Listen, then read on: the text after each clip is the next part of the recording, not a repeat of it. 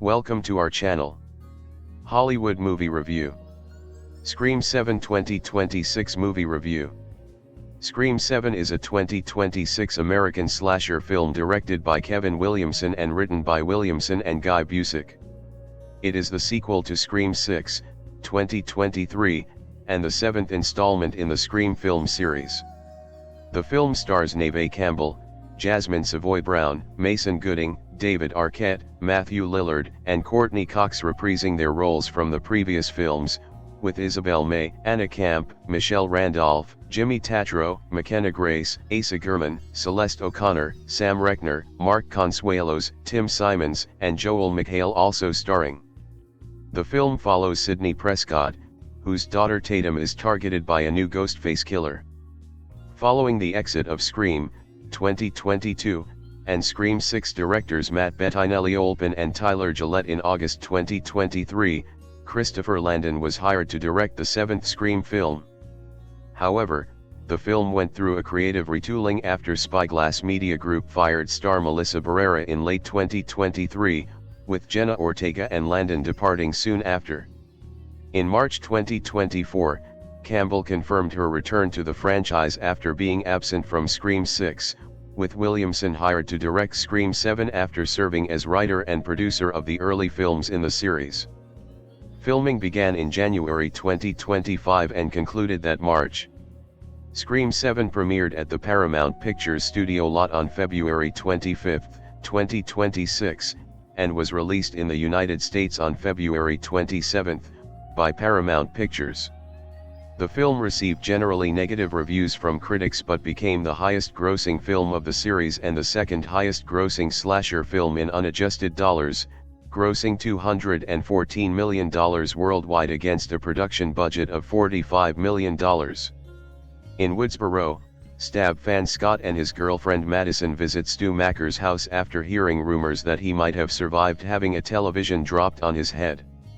They are killed by Ghostface, who sets the house on fire. In Pine Grove, Indiana, Sidney Prescott has built a new life for herself. She is married to police chief Mark Evans, runs a coffee house, and raises her children, including her teenage daughter Tatum, named after Sidney's late best friend Tatum Riley. Sidney receives a call from Ghostface, who requests a video call and reveals himself as an aged and scarred Stu. Stu announces he is going after Tatum and is outside the theater where she is rehearsing. Sidney arrives with the police as Ghostface flees after killing Tatum's friends Hannah and Aaron. Later that night, Ghostface emerges from Sidney's attic and knocks Mark unconscious. Sidney takes Tatum to a safe room to evade Ghostface and uses the room's alternate exit to leave the house.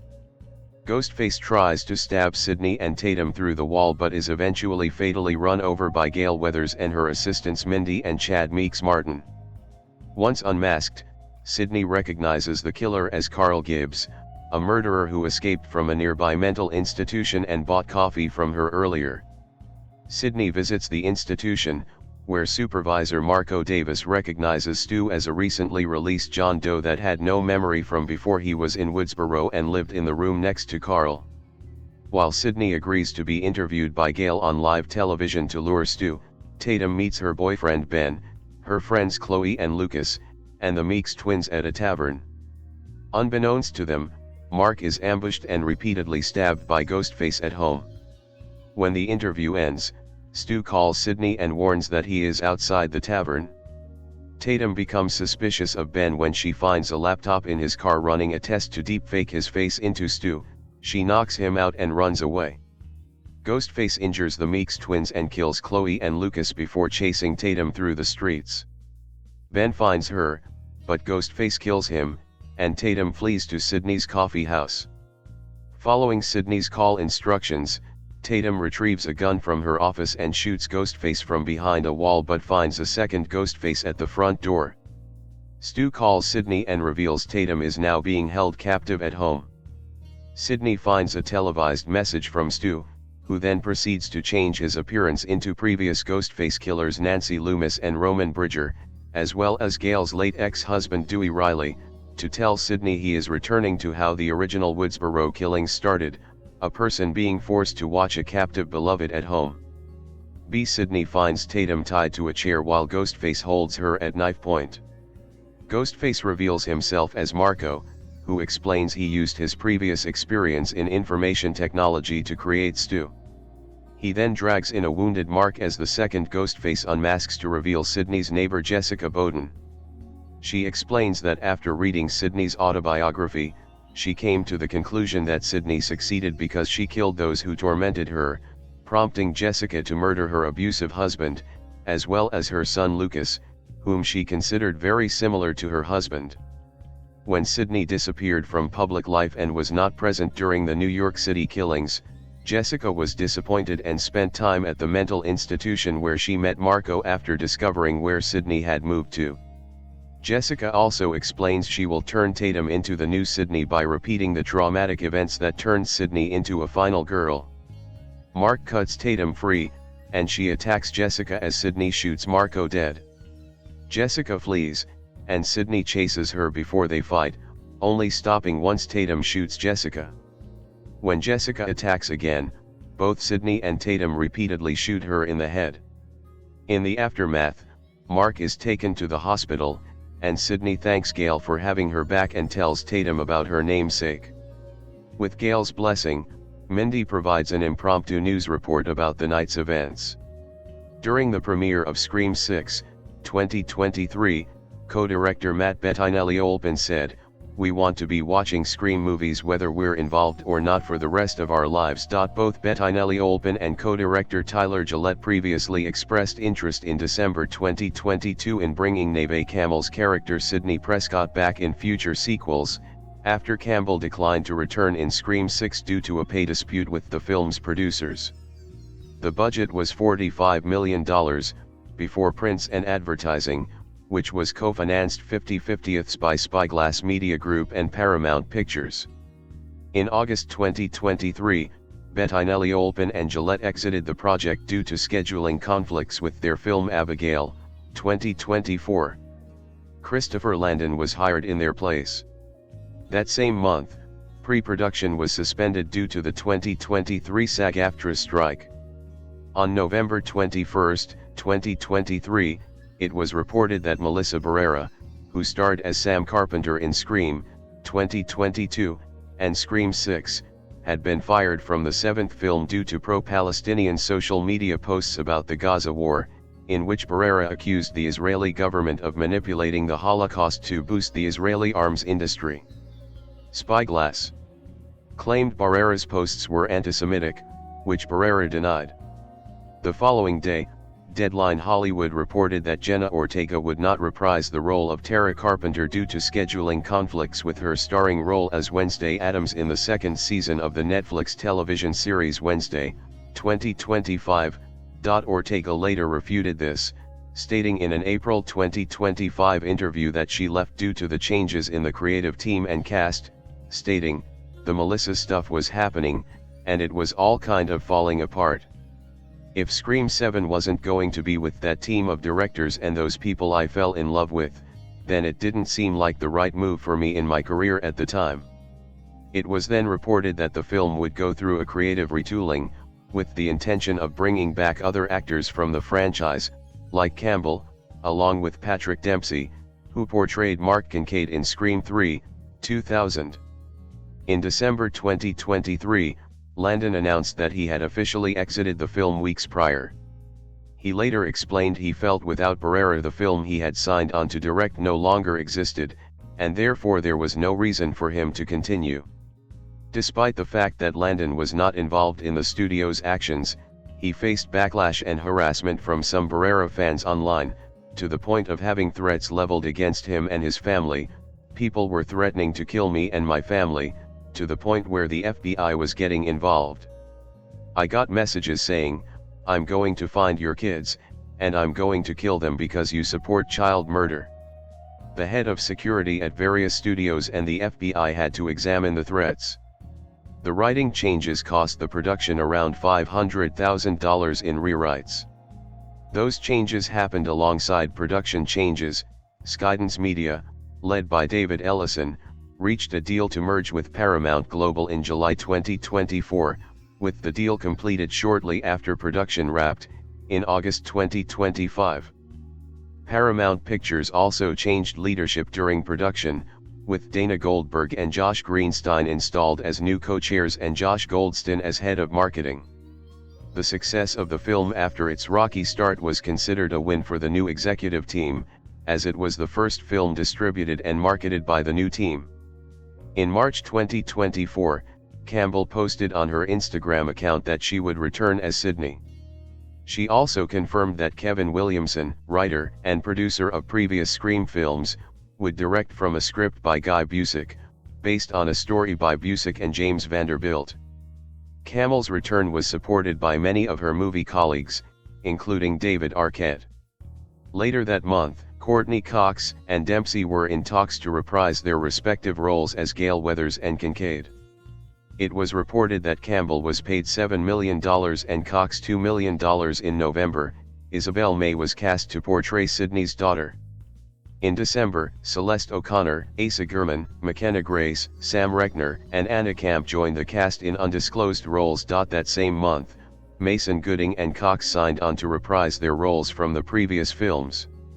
Dempsey said scheduling conflicts and the California wildfires prevented him from joining the film.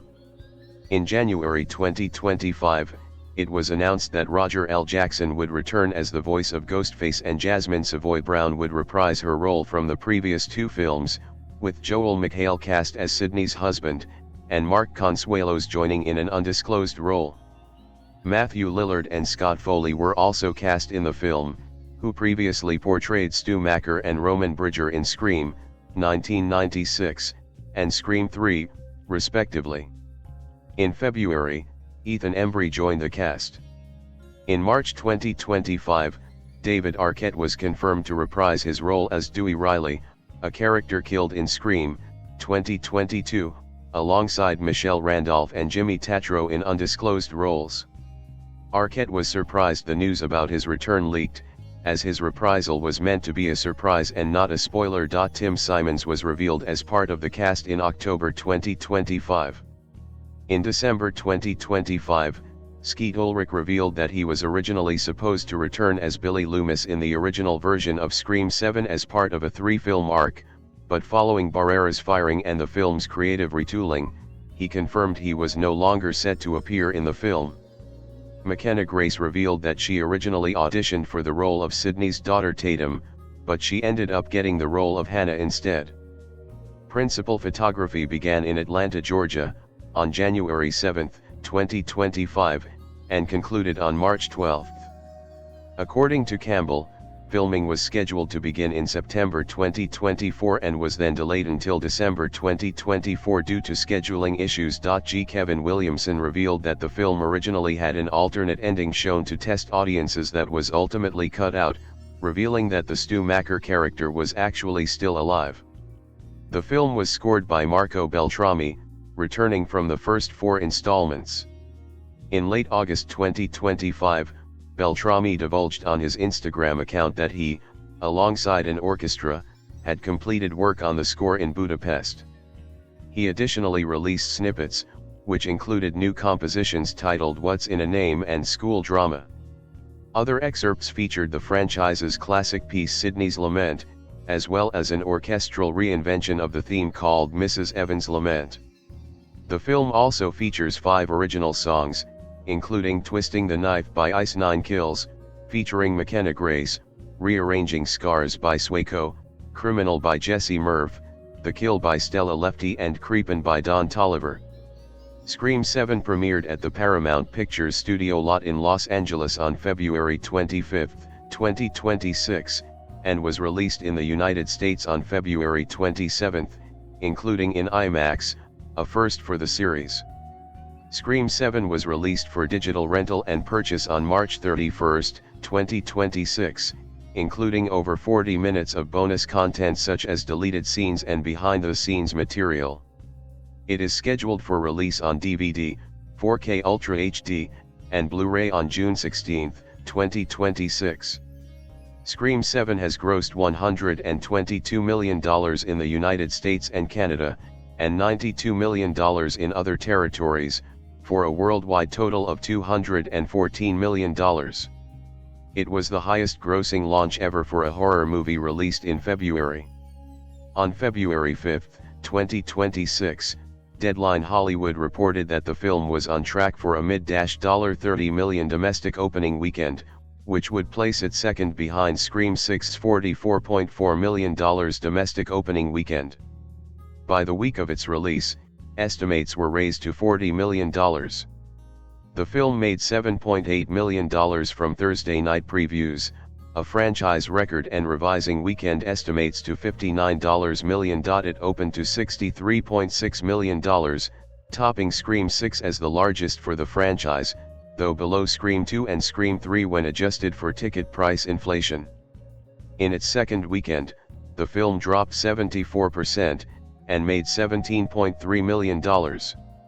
On the review aggregator website Rotten Tomatoes, 30% of 223 critics' reviews are positive, with an average rating of 4.7/10.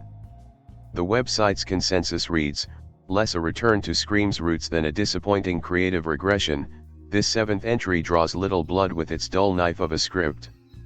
Metacritic, which uses a weighted average, assigned the film a score of 35 out of 100, based on 42 critics, indicating generally unfavorable reviews.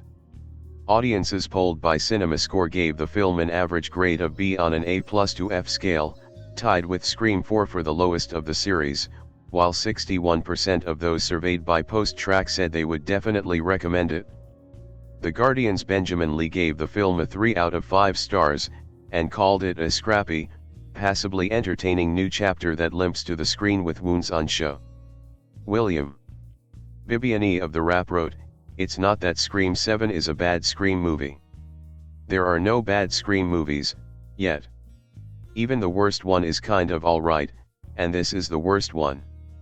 It just never seems like there was a story that needed to be told, or a point that needed to be made. There's hardly even a horror trend to explore, let alone explode." In a negative review for RogerEbert.com, Brian Tallarico wrote, "Every aspect of Scream 7 feels rushed and shallow. It's visually atrocious, suffering from the low lighting choice that afflicts so many modern movies, and it's cut together with halting, stilted rhythms." Following Melissa Barrera's firing in November 2023 from the film's production due to her pro-Palestinian comments, calls to boycott the film began to circulate on social media. Initially organized by grassroots Scream fans, the boycott has been supported by the Boycott, Divestment, and Sanctions Movement, Film Workers for Palestine, Code Pink, the Democratic Socialists of America, and other organizations. In December 2023, SAD 13 released a song titled Boycott Scream 7.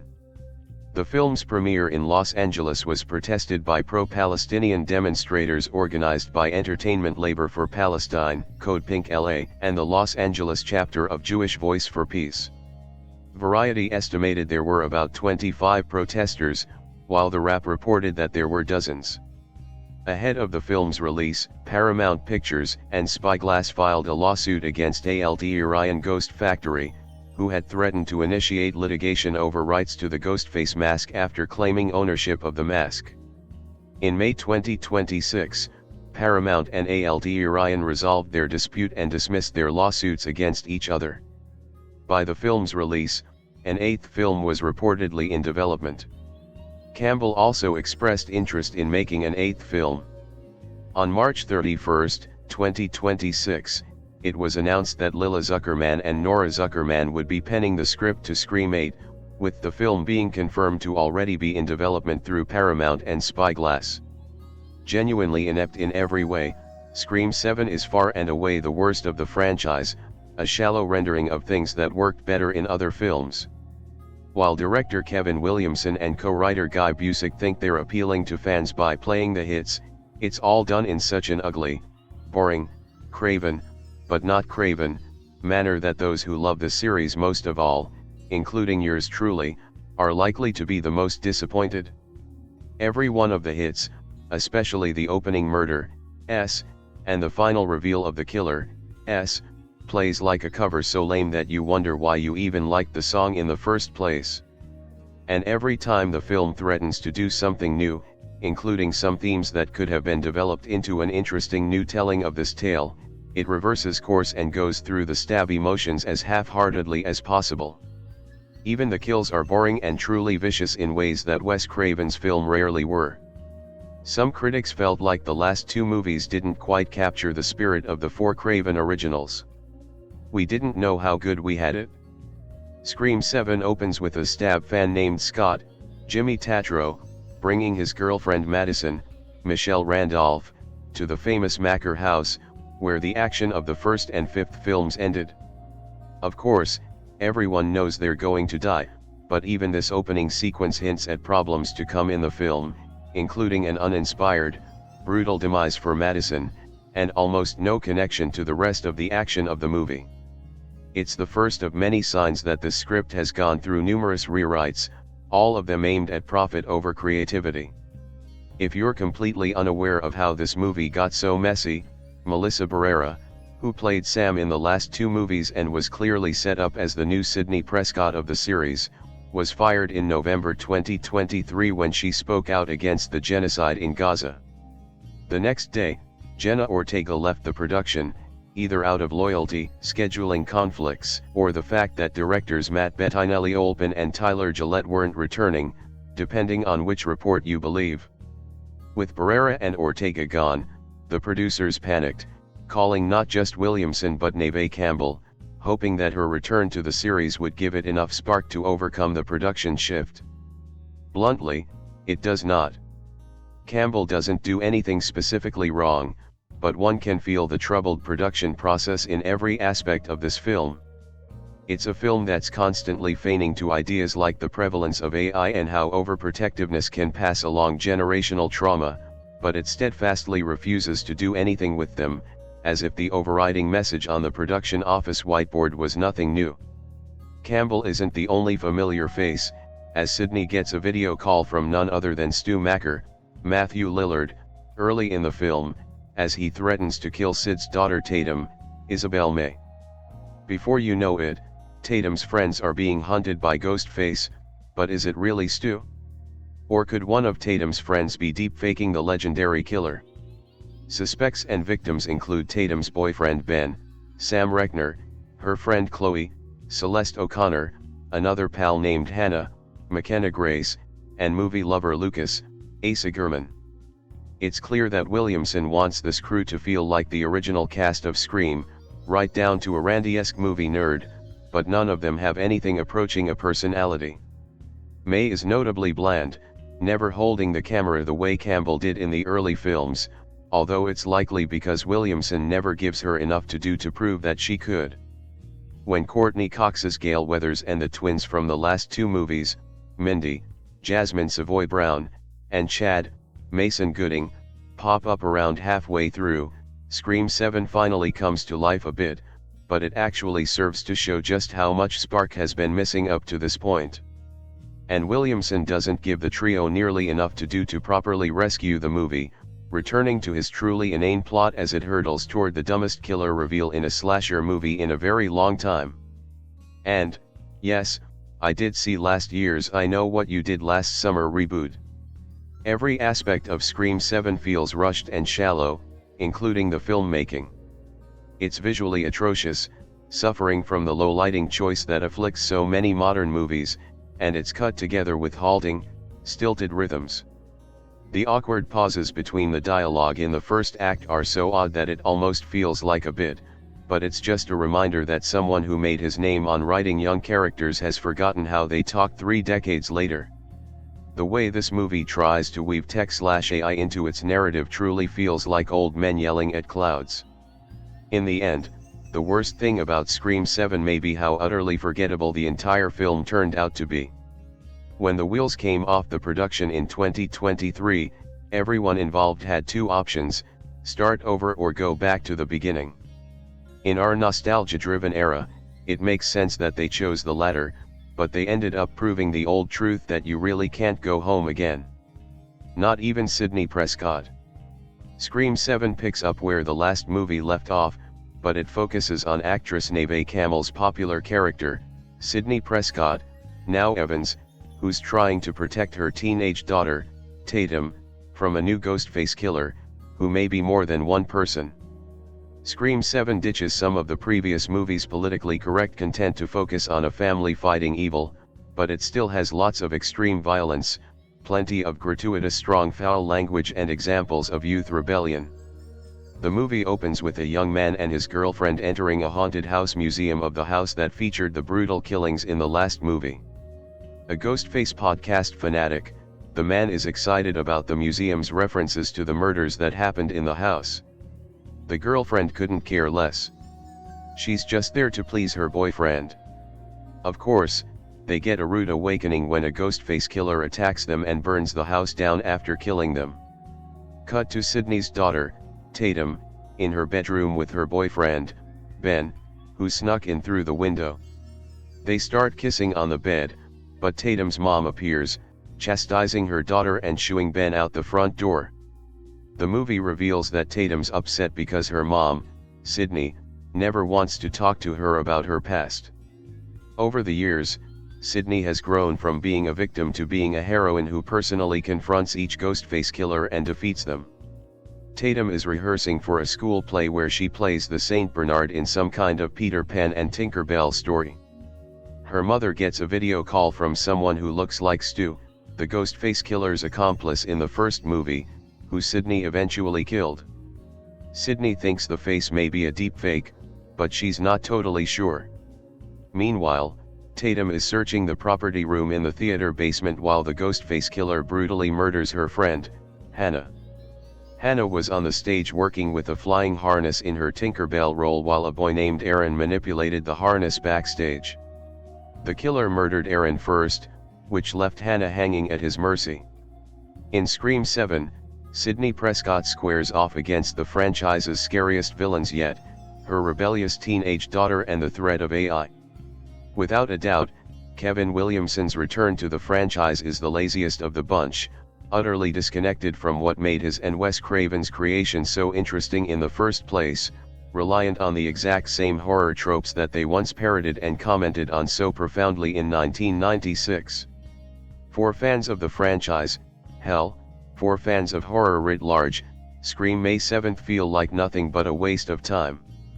Vaguely, Williamson, who co-wrote Scream 7 with Guy Busick from a story co-written with James Vanderbilt, gestures lazily towards Sydney's legacy of trauma and how our collective cultural obsession with true crime might be perpetuating a cycle of violence. But, crucially, he misses the opportunity its premise creates to say anything real about that, the series' ongoing exploration of toxic fandom or the more timely question of what a.I.'s incursion into our daily lives actually means. Instead, the film falls into the exact kinds of narrative knots the franchise seeks to untangle. With far too many characters to service, a strange insistence on apologizing for Scream 6, killers that are telegraphed from a mile away, and a pace so slow it'll make you long for bumper-to-bumper traffic, at least you're going somewhere, Scream 7 is so bad that the franchise might deserve to be killed as brutally as Ghostface does his victims. Look, 7 movies into this franchise that has featured Sydney, Neve Campbell, losing everyone she knows to the brutal whims of a rubber-masked killer, and you have to eventually acknowledge that Sid's life is, well, comically unfortunate. Except that Scream 7 is woefully self-serious. With the reasonable insistence she moves to a small town to escape the trail of blood, Sydney finds herself in Pine Grove, a town with hallmark levels of bucolic artificiality. Here, Sid runs a coffee shop called A Little Latte, and before you ask, yes, there is a chalkboard with the menu in cutesy writing. Sid seems relatively well adjusted, which is a bit of a head-scratcher in its own right, and has married, predictably, a police officer. Mark, Joel McHale, is mostly a nothing burger of a character, though McHale lends him the same smarmy charm that made him famous on Community. The two have 3 kids, a pair of twin infants that are never seen, and Tatum, Isabel May, a 17-year-old named after Tatum from the first film, Rose McGowan. This Tatum has a creepy boyfriend, Ben, Sam Reckner, just like her mother once did, but is a good kid. She acts in the school theater, and the only source of genuine tension between her and her mother seems to be that Sid refuses to open up about her past being stalked by a gazillion killers. Williamson and Busick hit this beat so hard that the repeated scenes of the two arguing over essentially nothing starts to sound like nails on a chalkboard. Nothing really happens in Scream 7 until Sidney gets a call from someone claiming to be Stu Macker, Matthew Lillard, who was one of the first film's killers and very much died. But, the FaceTime calls she gets from a scarred face are rather convincing, which makes Sid assume she's being pranked by someone with especially good deepfake skills. After a reasonably tense chase and fight with Ghostface in Sidney and Mark's home, Gail, Courtney Cox, arrives to help figure out who has resurrected the mask. With her are Mindy and Chad Meeks Martin, Jasmin Savoy Brown and Mason Gooding, respectively, from the last two Scream films, who are her interns, which is the kind of character development that makes little sense except as a lackluster bridge between films. Notably absent, of course, are Melissa Barrera and Jenna Ortega. Barrera was fired for speaking in support of Palestine. Ortega left the project in solidarity. However they got here, Scream 7 has its new bunch of heroes. Some old, some new, all of them sketched thin, none of whom are serviced well at all. And that includes Sidney, whose entire character now is just a person who has trauma. It's very frustrating to watch streams of characters hurl guilt trips onto Sid simply for surviving, or else just being a mother, in ways that reach such a fever pitch of insensitivity it makes one wonder if Williamson even likes his heroine. The kills in Scream 7 are more vicious than they've been before, but never in a way that comes as a result of genuine tension building. Williamson has not sat in the director's chair since his first time doing so, in 1999, teaching Mrs. Tingle, and his work here behind the camera is staid, uninteresting, and uninspired, barely moving at all. In place of anything innovative or even remotely new, Scream 7 injects nostalgia and self-referentiality like a weak drug, a stash of weed purchased so long ago it has gone so stale it crumbles to the touch. The time has long passed for the franchise to end. If Paramount is interested in its long-term financial longevity, one even wonders if pumping out these sequels does anything but weaken the product. Scream 7 is the exact kind of slop that Wes Craven once made movies to counteract with. Sidney, and the Scream franchise, deserves peace. Or at least we do. Where do I begin with this review? I've not been a lifelong Scream fan because I only recently watched the franchise in 2022, but when I first watched Scream, 1996, I quickly found a horror movie that I had fallen in love with. I continued watching the franchise with Scream, 2022, and Scream 6 having been released, and was just impressed with how a franchise could still feel so refreshing after existing for so long. With Scream 7 being helmed by Kevin Williamson, the man who created the franchise, you'd think there would be some potential, but this film is proof that some writers shouldn't tap into the directing scene and should stick in their lane. It goes without saying, usually when you find a film having troubles during its production, it leads to these issues coming through in the final product. There has been over a year of backlash ever since Melissa Barrera, the lead of the last two Scream movies, got fired for her stance on human rights, and after discovering it cost them $500,000 when she got fired and Jenna Ortega backed out, it starts to make sense why this movie is unfortunately not as good as I'd hoped. Scream 7 follows Sidney Prescott, who has been living a peaceful life in Pine Grove with her husband, Mark Evans, Joel McHale, and her daughter, Tatum Evans, Isabel May, until one day her past comes back to haunt her and Ghostface, Roger L. Jackson, returns from the dead, or has he? Neve Campbell has returned as the iconic Sidney Prescott, who now goes by the name Sidney Riley. There are two main pulls when it comes to the Scream franchise, Ghostface and its meta-cinema horror commentary. Unlike all the other slasher horror films out there like Halloween, characters such as Sidney Prescott, Sam Carpenter, and Tara Carpenter aren't the reason, truthfully, why people kept coming back for these films. Ghostface is always the selling point, and people came for the brutal kills, clumsy falls and shocking killer reveals. Scream has always followed a formula with a brutal opening kill and a shocking final reveal. Usually an opening kill features an actor that holds some sort of relevance in pop culture or someone that's just recognizable, but Scream 7 breaks this with Jimmy Tatro and Michelle Randolph, but that doesn't stop this opening kill from being fun and entertaining. It doesn't have the surprise factor of either Scream 2022, which evidently lacks the opening kill, or Scream 6, which has a false opening. It's not anything magnificent, but Williamson's direction at least allows for some of the action and chases to still feel brutal and thrilling. It's unfortunate that the first kill that takes place involves an actor who a lot of people are very fond of seeing in their films, but fortunately for us Scream fans, it's genuinely one of the best kills that this entire franchise has offered us.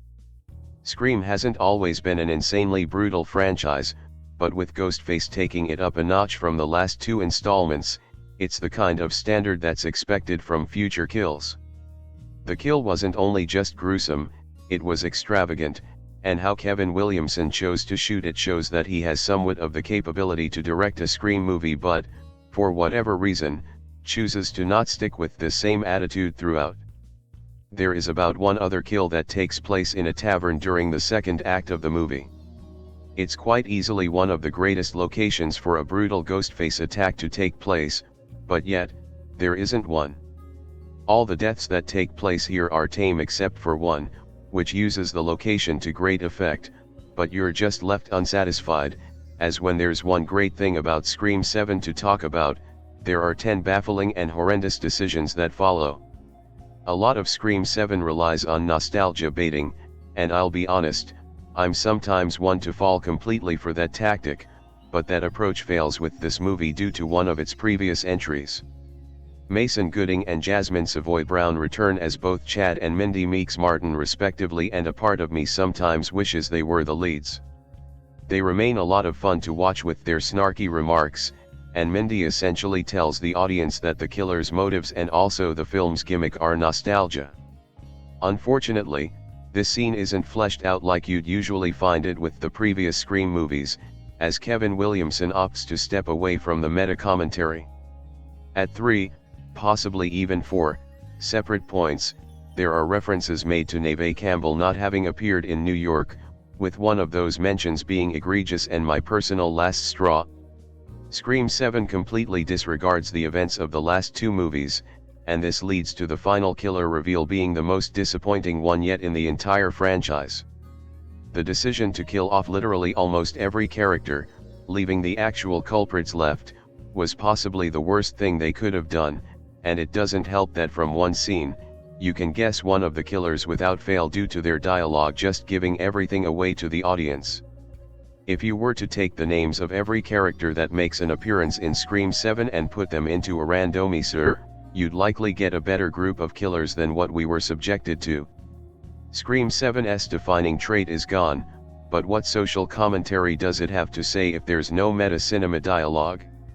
Its attempt at saying something worthwhile about AI and generational trauma/abuse is barely achieved, and by the time you reach the credits, it starts to feel like a movie that they just had to push out despite everything that had occurred behind the scenes. There's no deep conversation regarding either topic, leaving not much to take away from the movie. It can't stick to its brutality, fails to engage with the audience and is lackluster even when it comes to the humor. When it comes to the performances, there are moments where Neve Campbell can feel stiff, but that's just a Scream habit at this point, as even Melissa Barrera and Neve in the past have had their issues regarding their performances. It's hard to critique the new cast that gets introduced, as we don't get to spend much time with them, which leads into their inevitable deaths not having much impact on the overall story. The only aspect of the friend group that felt nearly captivating enough was Tatum's boyfriend, Ben Brown, Sam Reckner, who is believed to be the #1 suspect throughout the movie, and this might be the only small thing that makes it feel like a Scream movie because, as we know, the boyfriend is always the main suspect. There are so many things wrong with Scream 7, and it's hard to avoid them when watching. We discovered in Scream 2022 that Sydney was married to Mark and had kids with him, but before this movie, we were led to believe it was Mark Kincaid from Scream 3 and not this random man, Mark Evans, that Joel McHale happens to be playing. That one minor thing would have elevated every scene with Mark and Tatum's relationship with her parents, as it would have been both of them that were involved in Ghostface killings. The idea that Tatum Riley, who her daughter is named after, is suddenly such a character of importance to Sidney is just hard to believe and feels like a storyline that's come out of thin air, just like most of this movie. Scream 7's theme of nostalgia doesn't work for it when they've already created an almost perfect legacy sequel that pays homage to the original film and does so in such an effective, entertaining, and hilarious manner. This is a movie that ran into countless issues during pre-production, which has evidently led to its apparent failure. Despite Kevin Williamson returning to direct the characters he once created, it feels like there was some drawback with the studios that stopped this movie from having any sort of potential. There's a chance that Scream 8 could be better, but if they're expecting to lead future movies with Tatum Evans, then unfortunately, I don't think it's worth their time, and maybe they should think about finally putting Scream to rest, and I say that as a massive fan of the franchise. I can't believe we are on the 7th entry in the Scream franchise. I don't remember any of the sequels after 3, so I need to give them a rewatch. I remember Sidney Prescott, Neve Campbell, being more of a supporting character in the more recent movies and she wasn't even in the last one. As far as I'm concerned this is her franchise, so when she isn't the lead, I'm less interested. Scream 7 continues the meta scares with a few pop culture references, although I thought the script was a bit lacking here. I also worked out who the killer was immediately, so there weren't many surprises. This is still well paced and one kill in a theater stands out as does the opening scene. Aside from that this is rather tame, especially after watching gorefests like Terrifier 3. One highlight I bet no one else has mentioned is the amazing reference to Broken Arrow again, which was in the second movie anytime Dewey was on screen using Hans Zimmer's amazing score. Speaking of which, the score is awesome using the regular cues we've become so familiar with in the series.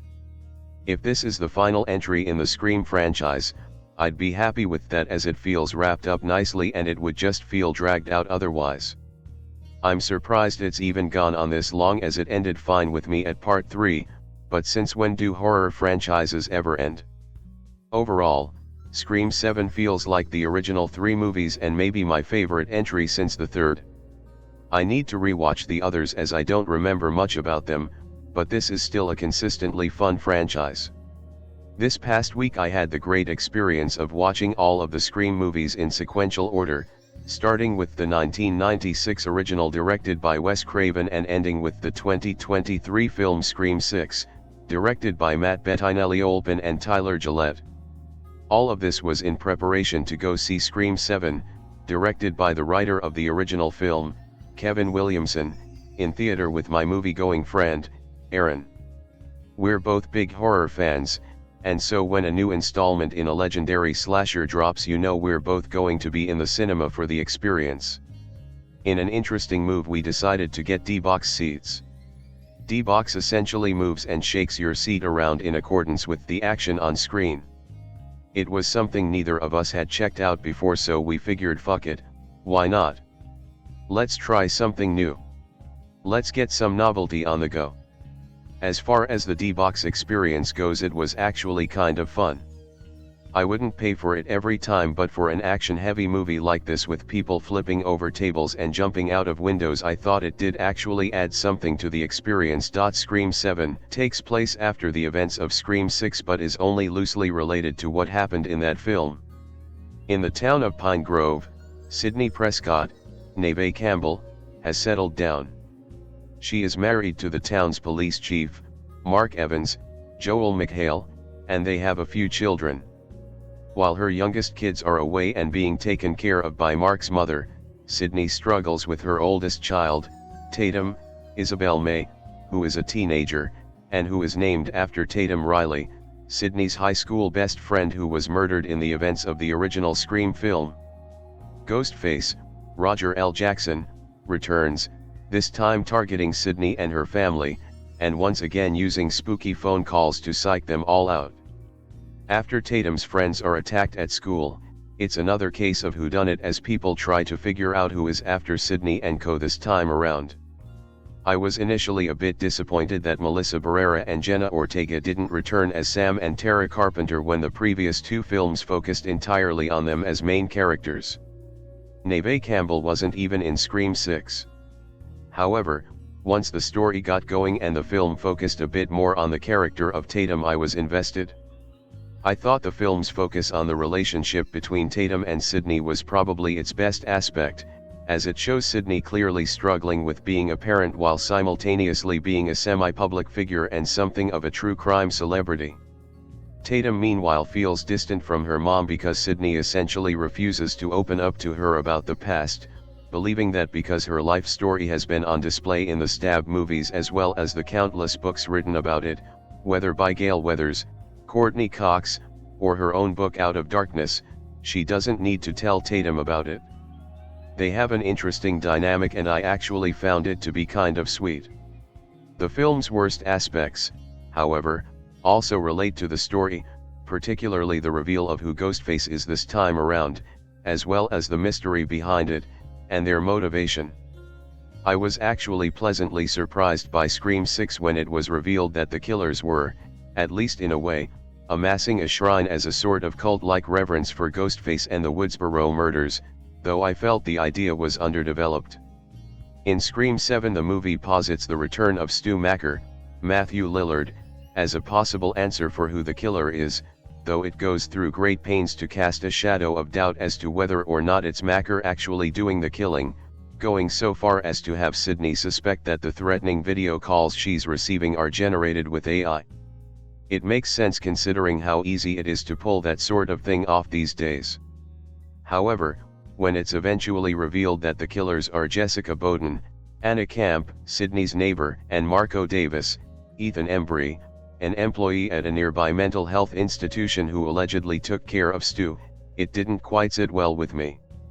The justification was that after reading Sidney's book, Jessica felt that Sidney had taken care of her problems by killing those who had wronged her, thus resulting in Jessica killing her own abusive husband.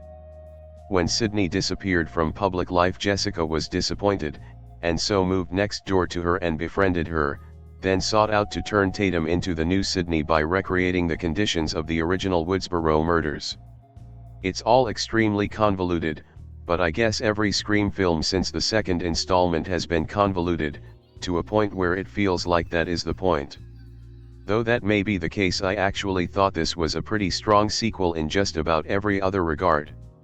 I thought the acting was pretty good, which is more than I can say for Scream 2022, which I think is the worst film in the franchise. Scream 6 was better, but I think 7 is better again.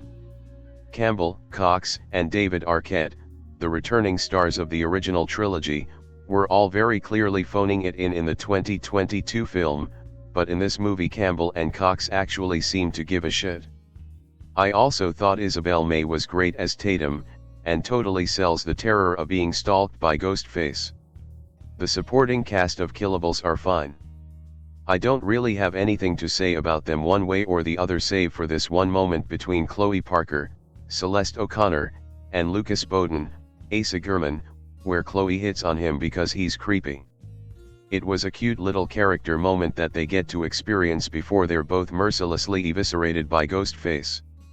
I was really happy to see Matthew Lillard reprise his role as an AI-generated Stu Macher, and even if it is AI in the context of the film, it was Lillard himself performing that role, and he absolutely kills it. I love how animated he is and would honestly love to see him come back again, even if the film series itself acknowledges that Macher still being alive would be a really stupid idea. We also get brief cameo performances from Arquette as Dewey Riley, Laurie Metcalf as Nancy Loomis, and Scott Foley as Roman Bridger, which, while obviously being fan service, was fan service done in a way that I was mostly okay with. The special effects in this flick were also pretty damn good, which is more than I can say for Scream 2022, again.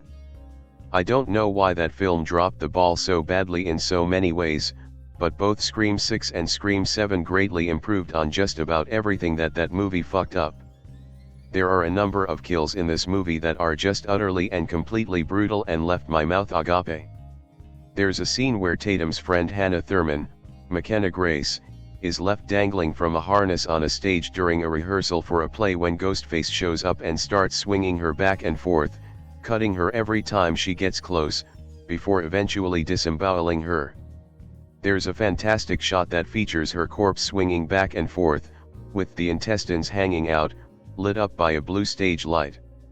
It's a shot that will stick with me for a long time, so kudos to cinematographer Ramsey Nichol for that one. A later scene features Sidney and Tatum Mag dumping two handguns into Jessica's face, and the resulting explosion of gore is so over the top that for a second I forgot I was watching a film from 2026. It felt like something directly inspired by a movie like Dead Alive or Evil Dead 2 as opposed to anything from the current era.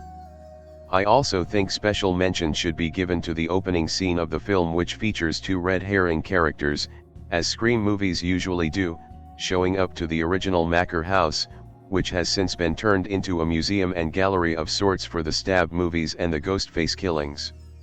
The two randoms who get gutted in this scene, Scott, Jimmy Tatro, and Madison, Michelle Randolph, encounter a Ghostface animatronic, which is a great way to implant the idea that AI is involved in the plot later on down the road. Then, the real Ghostface shows up and of course kills them viciously and brutally, though afterwards, in a shocking moment, he burns the house to the ground. The burning down of the Macker house felt like a way to throw people off the trail of Macker's return, in a metaphorical sense, further adding to the uncertainty as to who the real killer is, something which is later added to when that Ghostface, a random guy named Carl, is killed pretty early on in the film after Gail runs him the fuck over in her car. Scream 7 is not a perfect movie. It obviously suffers from the tropes that its predecessors rightfully criticized and satirized, and doesn't go far enough in its own satire to equal anything from the first four films. However, I did end up enjoying it more than 6 and the 2022 film, which surprised me. I went into this thing with pretty low expectations, after all. What it lacks in creative storytelling it more than makes up for with its solid performances, entertaining and high-tension chase sequences, and fantastic special effects. It could have had a tighter story, for example, what the hell was up with Lucas' laptop in the car, and it could have leaned a bit further into the satire and black comedy that the series has been known for, but for a movie this deep into such a long-running franchise I'm honestly impressed that it's as solid as it is. It's not as good as Scream 1 through 4, but it's better than 5 and 6. I'm generally a fan of anything that deconstructs a popular genre or takes a meta approach to its subject matter, so when Wes Craven's Scream burst onto the scene in 1996, I was hooked. The Ghostface design was instantly iconic, Neve Campbell's performance as Sidney Prescott was highly sympathetic, and the concept of characters that were familiar with slasher movie tropes was irresistible. Also, for once, the film nerds that I could relate to on screen were depicted as, well, not necessarily cool, but at the very least likable. The franchise has definitely had some ups and downs over the years, but the formula became highly reliable. Every film introduced a plethora of new characters, creating a closed-circle mystery. Ghostface, or Ghostface, killed a bunch of people in gruesome and elaborate ways, only to reveal their true identity and motives at the end, not anticipating that the protagonists would ultimately vanquish them. Over time, the formula started to get stale as the same characters inevitably survived each installment: Gale Weathers, Courtney Cox, Dewey Riley, David Arquette, through the fifth film, and Sidney typically made it out okay, only to face a new set of threats in subsequent installments. But the problem with making Sidney the protagonist in every film is that there are only so many important life lessons you can learn from everyone around you being viciously murdered. Due to a pay dispute, Neve Campbell declined to return for the sixth installment, so the filmmakers were forced to find a new way forward.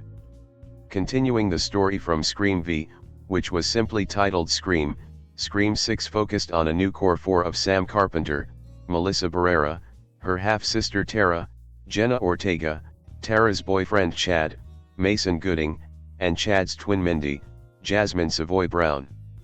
I can't say Scream V was my favorite film in the series, but I appreciated that finally, after a quarter century of Scream films, the franchise was finally going in a fresh direction. Barrera and Ortega helped breathe new life into the franchise, with Barrera's turn as Billy Loomis's daughter introducing a bold dynamic into a tired formula. Audiences agreed, driving Scream 6 to debut with $44.4 million at the box office, the highest opening weekend for any film in the franchise.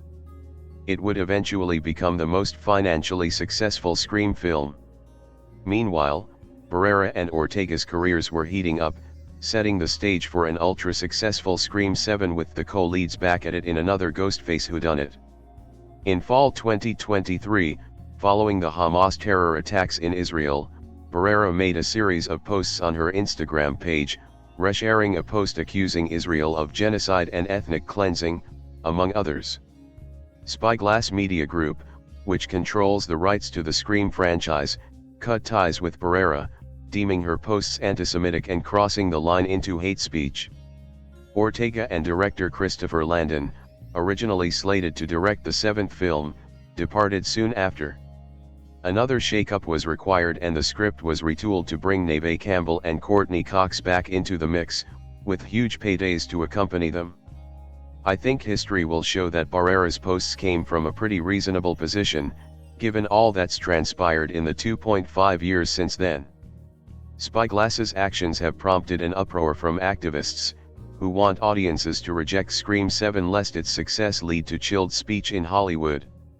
Having seen the film, I can report that Spyglass's creative decisions here will not only fail the moral test of time, they also fail the current test of film quality. Scream 7 is a shockingly shoddy film that is almost offensively bad. It's been a while since the last Ghostface killings and Sidney Prescott is now Sydney Evans. She's married a police officer, Joel McHale, and has a teenage daughter who she's named Tatum, Isabel May, after her late high school friend from the first Scream movie.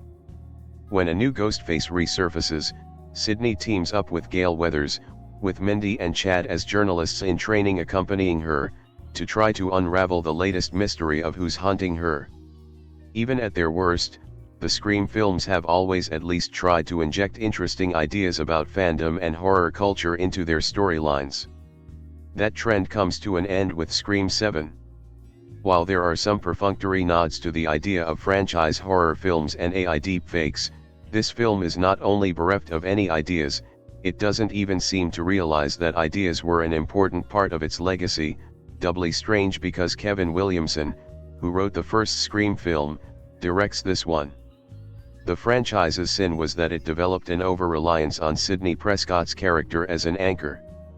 But Sidney's story has already been played out so many times that there is scant new dramatic territory to explore. The only new concept here is the idea that Sidney has a daughter who she's loath to pass her trauma onto. While that offers some potentially ripe areas for exploration, we don't really get to know any of the new characters well enough, Tatum included, to care what happens to them. Instead, what the film offers is a bunch of gore and cringe-worthy fan service. The slasher scenes are competently done, with a couple scenes generating some decent thrills. But the previous Scream films and the events therein are treated with a reverence that even the most hardcore Scream fans will find hard to match. For example, Sidney Prescott's original jacket is treated with an awe that rivals Wolverine's.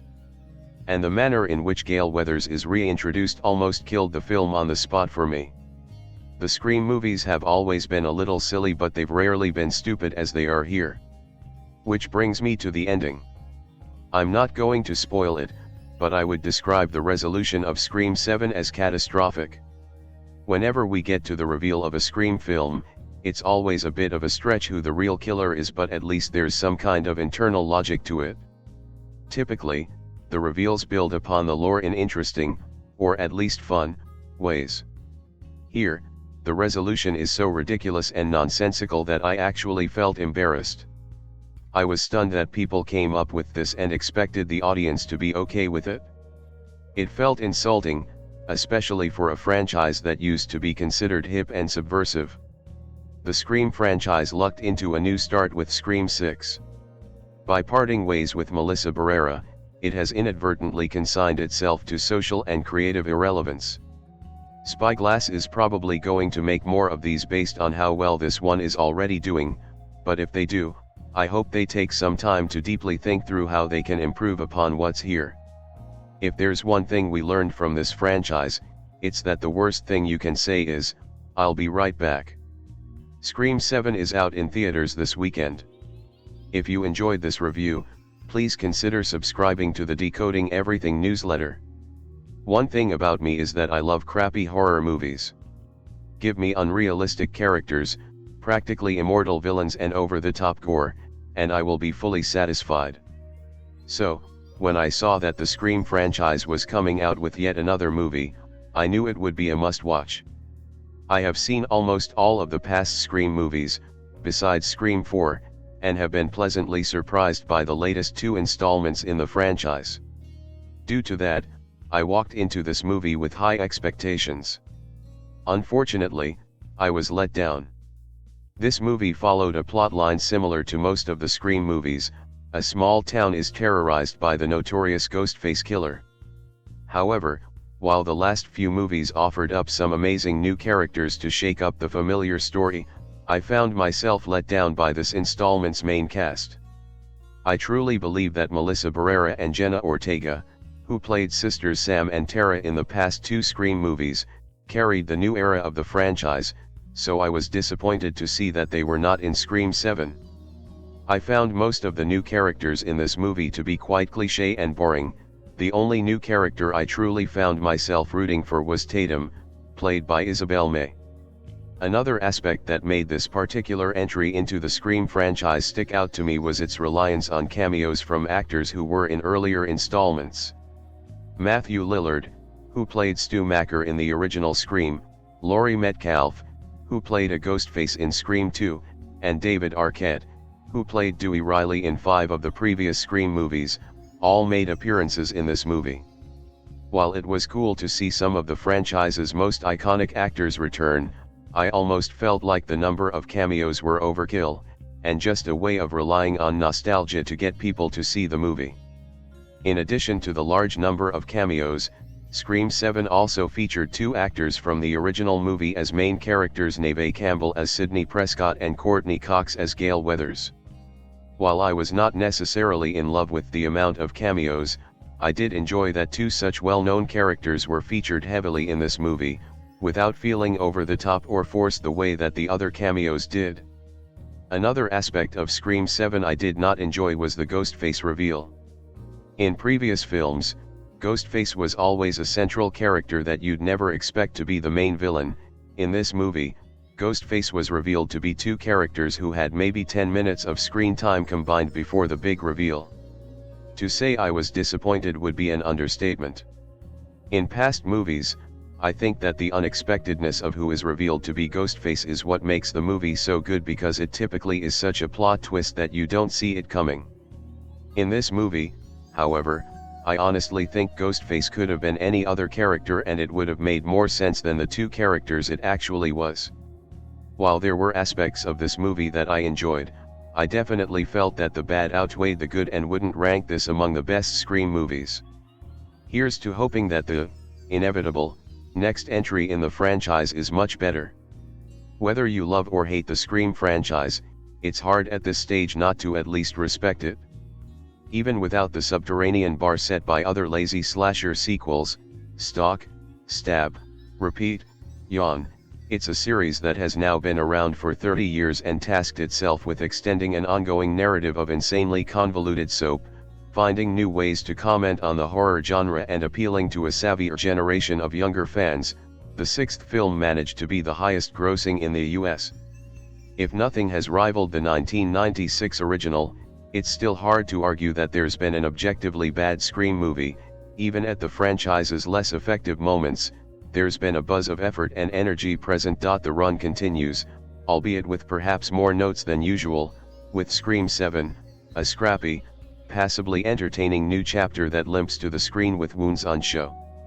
The original plan had been to continue the story of the Carpenter sisters, introduced in 2022's hit relaunch, but after the shameful firing of star Melissa Barrera, who dared to come out as anti-genocide, it was back to the drawing board.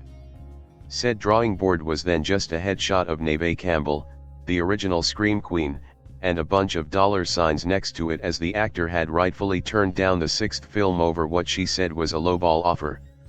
Some 7 million reasons to rejoin later, according to reports, and she's back front and center, along with many amusing "why weren't you in New York" references, and with some familiar, and confusing, old friends.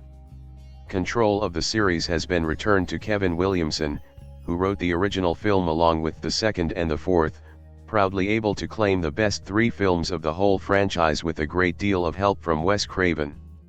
He's co-writing and directing here, his first film as director since 1999's defanged dark comedy Teaching Mrs. Tingle, and the pair are joined by a returning Courtney Cox and the tease of some fan service cameos from characters we'd assumed were dead.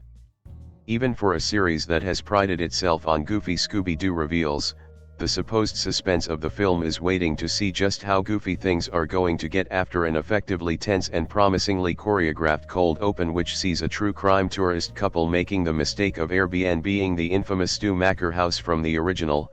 We're back with Sydney as she tries to make a new, killer-free life for herself. Her eldest daughter Tatum, Yellowstone Universe's Isabel May, playing 17, which throws the timeline into question given how the fourth one was made in 2011, is curious about her mother's past, and even though, as Sydney explains, it's not only online but on screen in the Stab movies, there's a distance between the two, a gap between what is known and what is spoken about. It doesn't take long for Sydney's past to catch up with her once again as a gory killing spree begins, potentially orchestrated by someone assumed dead. While there is a local interest in her perverse brand of celebrity, at this point, if Sydney were to move into your town, you'd be forgiven for chasing her out with pitchforks. Despite being the father of not only the franchise but the self-referential, self-parodying horror subgenre, Williamson has chosen not to give the film any larger meta-commentary. The sixth chapter was also lighter in that regard, carrying over the fifth film's playful skewering of online-brained fanboy culture, but mainly focused on a simpler revenge narrative. We've been teased with a campaign sold on, and everything has led to this style reveal. It's been marketed as the final Scream even though it clearly won't be, but the ending has a clumsy made-up-on-the-spot messiness to it that does not feel like this was some big plan all along.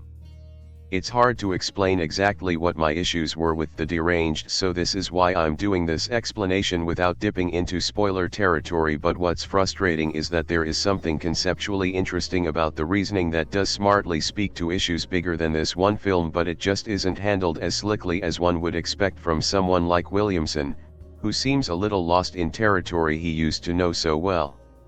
The guy who was once able to define big and small screen teen speak for an era, overly verbose yet witty and, at the time, genuinely cool, is unable to capture the sound or vibe of a new generation, the latest teen recruits all a little too bland to register. It's telling that the film only really kicks into gear when Cox's fame-hungry journalist returns with the much-stabbed surviving twins, played by Mason Gooding and Jasmin Savoy Brown. Their entrance is one of the film's few applause-worthy masterstrokes. They're all able to nail the right light-footed tone and zippy energy needed for a Scream movie, but Williamson, along with returning writer Guy Busick, often struggles to juggle the new and the old with too many spinning plates that he often forgets which ones are still spinning and why. Campbell and Cox are thankfully afforded more to do, and the film does give their complicated trauma-bond friendship an interesting, if underwritten, arc. There are also some inventively nasty kills. Williamson's claim that this would be a less violent Scream feels like a misdirect, yet despite all of the callbacks, the most effective nostalgia play ends up being the return of original composer Marco Beltrami, whose rousing, if largely reused, score has a genuine goosebump effect. The problem with the Scream films is that while the bar might be low outside of the franchise for not only a seventh slasher but a seventh of anything, the bar within it, for a Scream sequel, is that much higher. There's just about enough here to show signs of life, with tracking suggesting a huge opening. Scream 8 is an inevitability, but Williamson often feels like he's treading water when he should be drawing blood. 7 films deep, and Scream is still the smartest horror franchise running. That is not nothing. Most series this long have traded self-awareness for self-parody and called it a sequel. Scream 7, directed by series architect Kevin Williamson in his franchise directing debut, is proof that knowing the rules still matters, especially when you're the one who wrote them. No spoilers ahead in this review, please keep it that way for everyone else. Getting here involved a production reshuffling that would make even Ghostface sweat. Key cast members departed. Directors came and went. Expensive rewrites reshuffled priorities. What looked from the outside like a franchise in free fall turned out to be something else, a soft pivot back to fundamentals, one that keeps the events of Scream 6 firmly in play while clearing space for the story the series has been building toward since 1996. The Carpenter sisters are conspicuously absent, and the film makes no attempt to explain it. It's a choice that will register differently depending on how you feel about where this franchise has been. Whatever James Vanderbilt was building with that cast may still have a future elsewhere. Right now, Scream 7 is here, and it is very, very good. And Neve Campbell is back. That sentence alone deserves its own paragraph. Her absence from Scream 6 left a Sydney-shaped hole in that film, and the new installment handles it smartly. Multiple characters can't stop remarking that Sydney was a no-show in New York, a running joke that lands every time. Sydney Prescott Evans has built a life for herself in Pine Grove, Indiana, running a coffee shop, married to police officer Mark Evans, Joel McHale, Community, raising a teenage daughter named Tatum, Isabel May, 1883, and 2 little ones who happen to be visiting their grandmother for the weekend. The timing, as it turns out, is fortunate. The closest thing to peace Sydney has ever known lasts about as long as you'd expect. The film's timeline asks for a small act of faith. Tatum being 17 in 2026 places her birth 2 years before Scream 4, a retcon the franchise cheerfully breezes past and clearly hopes you will too. It is not the first time the series has let continuity take a backseat to a good story, and it will not be the last. What matters is Campbell.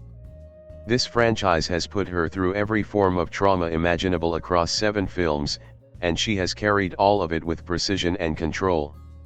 What Scream 7 finally gives her is permission to say it out loud, to stop holding the weight in and let someone else see it.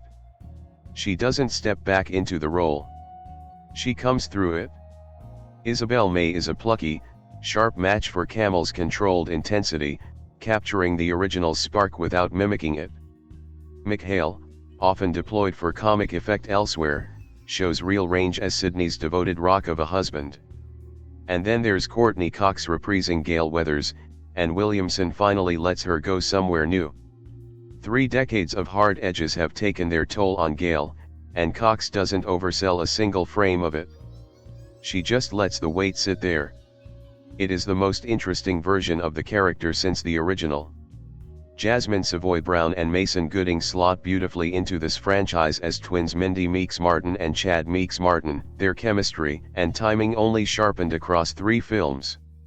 The script's ambition and streamlined pace lean on them more as narrative connective tissue than as fully realized characters here.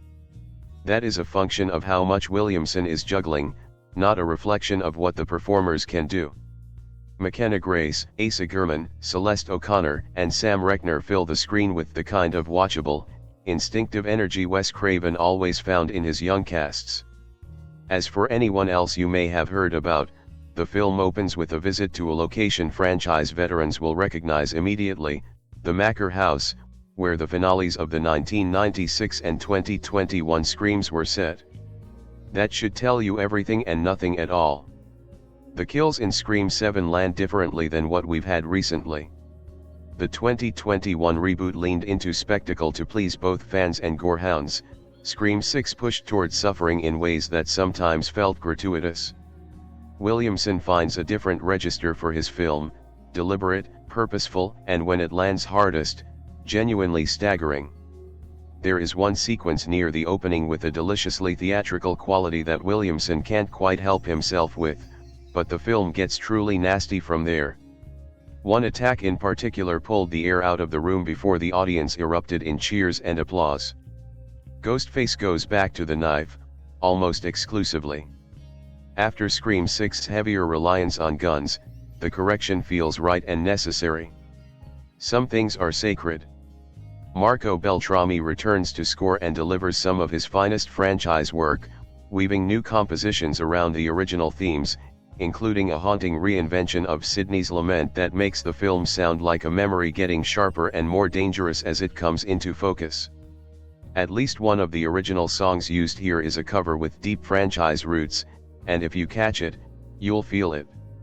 Cinematographer Ramsey Nichol earns every scare with thoughtful angles and precise use of shadow, coaxing the audience into comfort before the floor drops out. Production designer John Collins builds locations that feel warm and welcoming from the outside and constructed for terror once Ghostface arrives. The craft is confident throughout. Fair warning, the motive, when it lands, reads like the hasty rewrite it probably was following the production overhaul. It's functional, but it doesn't hit with the gut punch of the franchise's best reveals.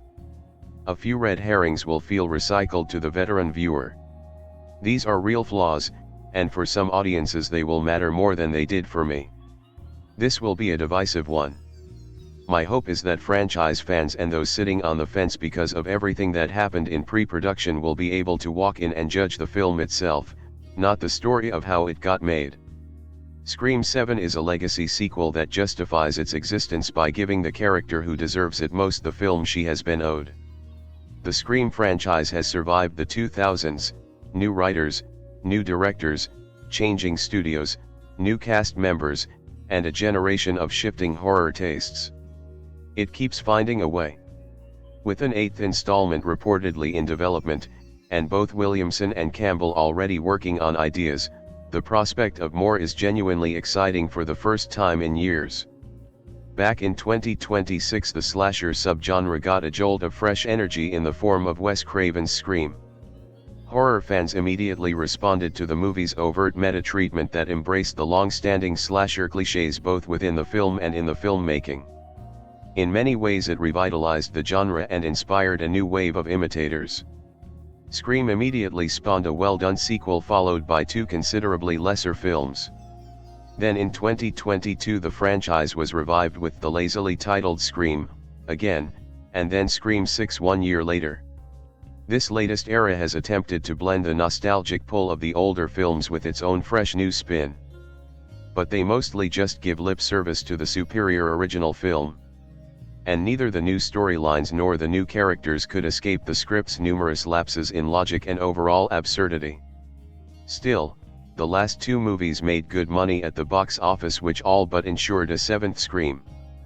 But pre-production was halted after star Melissa Barrera made incendiary comments which the studio deemed to be anti-Semitic. The controversy that followed led to the departure of director Christopher Landon and co-star Jenna Ortega. It drove a small segment of online fans to call for a boycott. Meanwhile, a considerably smaller and shamelessly inconsiderate group started a campaign to spoil the film's ending online. With all of that aside, here's the good news. Once you move past the ongoing drama, Scream 7 is an entertaining return to form, of sorts. It takes a very back-to-the-basics approach which works both for the movie and in some regards against it, more on that in a second. A big reason it clicks is not only the return of the original star Neve Campbell, but also the return of Kevin Williamson, the screenwriter of the franchise's first and best films.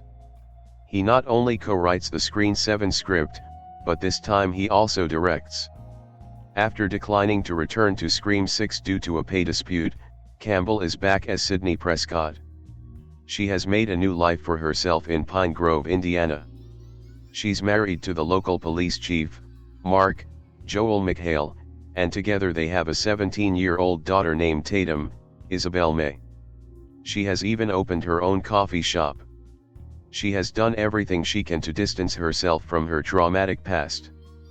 But Sidney's efforts have driven a wedge between her and Tatum, who has grown frustrated with her evasive mother. But of course Sydney's life is turned upside down with the return of Ghostface, a mysterious killer sporting a popular Halloween costume and a voice changer who has a new identity in each film.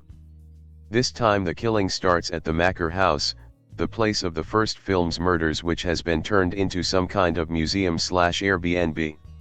Shortly after, Sydney gets a call from Ghostface claiming to be a familiar face from her past. At first she dismisses it as a shameless joke. But when the killer begins targeting Tatum and her friends, Sydney's mother bear instincts kick into gear. The story that follows sticks close to the classic slasher formula, and its simplicity turns out to be one of its strengths. Die-hard fans of the popular horror subgenre will get exactly what they're looking for, from screaming teens to buckets of blood. The same goes for devoted fans of the Scream franchise. Williamson soaks his sequel in fun nostalgia and cool callbacks, with the best being the return of Sidney Prescott herself. Those wanting something dramatically different or coming at it with an axe to grind will most likely leave disappointed. The mother-daughter dynamic is a nice addition and it gives the story heart. Campbell gives her best performance of the series, while May is a nice new addition. Meanwhile, the supporting cast features a slew of fresh faces and old favorites, some of whom fare much better than others. Unfortunately, much like the previous two films, Scream 7 ends with a thud. The big reveal doesn't leave any real impact and it feels plucked out of nowhere. It's a disappointing payoff. Still, Scream 7 is a nice return to form for a long-running film series that needed to be reminded of what made it popular. It's hardly groundbreaking and it's yet another entry that fumbles its finish. But it nails the basics, from its gloriously gory kills to its classic killer and all-star final girl. For most fans that will be more than enough to remind them of why these movies still have a following some 30 years since its genesis. I absolutely love the Scream franchise. I watch every entry at least once a year and it has elements that have shaped what I love about cinema. Sidney Prescott is the greatest final girl of all time, and Ghostface is such an interesting bad guy with an iconic look. I genuinely can't think of any other series that has consistently brought such a high entertainment value and incredible theatrical experience. And with Kevin Williamson coming back to the franchise, his first creative involvement since the fourth film, it's easy to get even more excited about this new entry. But does Scream 7 live up to the great films that came before? I can't say I was completely on board with most of the goings-on in Scream 7. While there are some elements that are presented well, I found so much to be completely lacking in substance. The story follows Sidney Prescott, Neve Campbell, as Ghostface emerges yet again and goes after her family.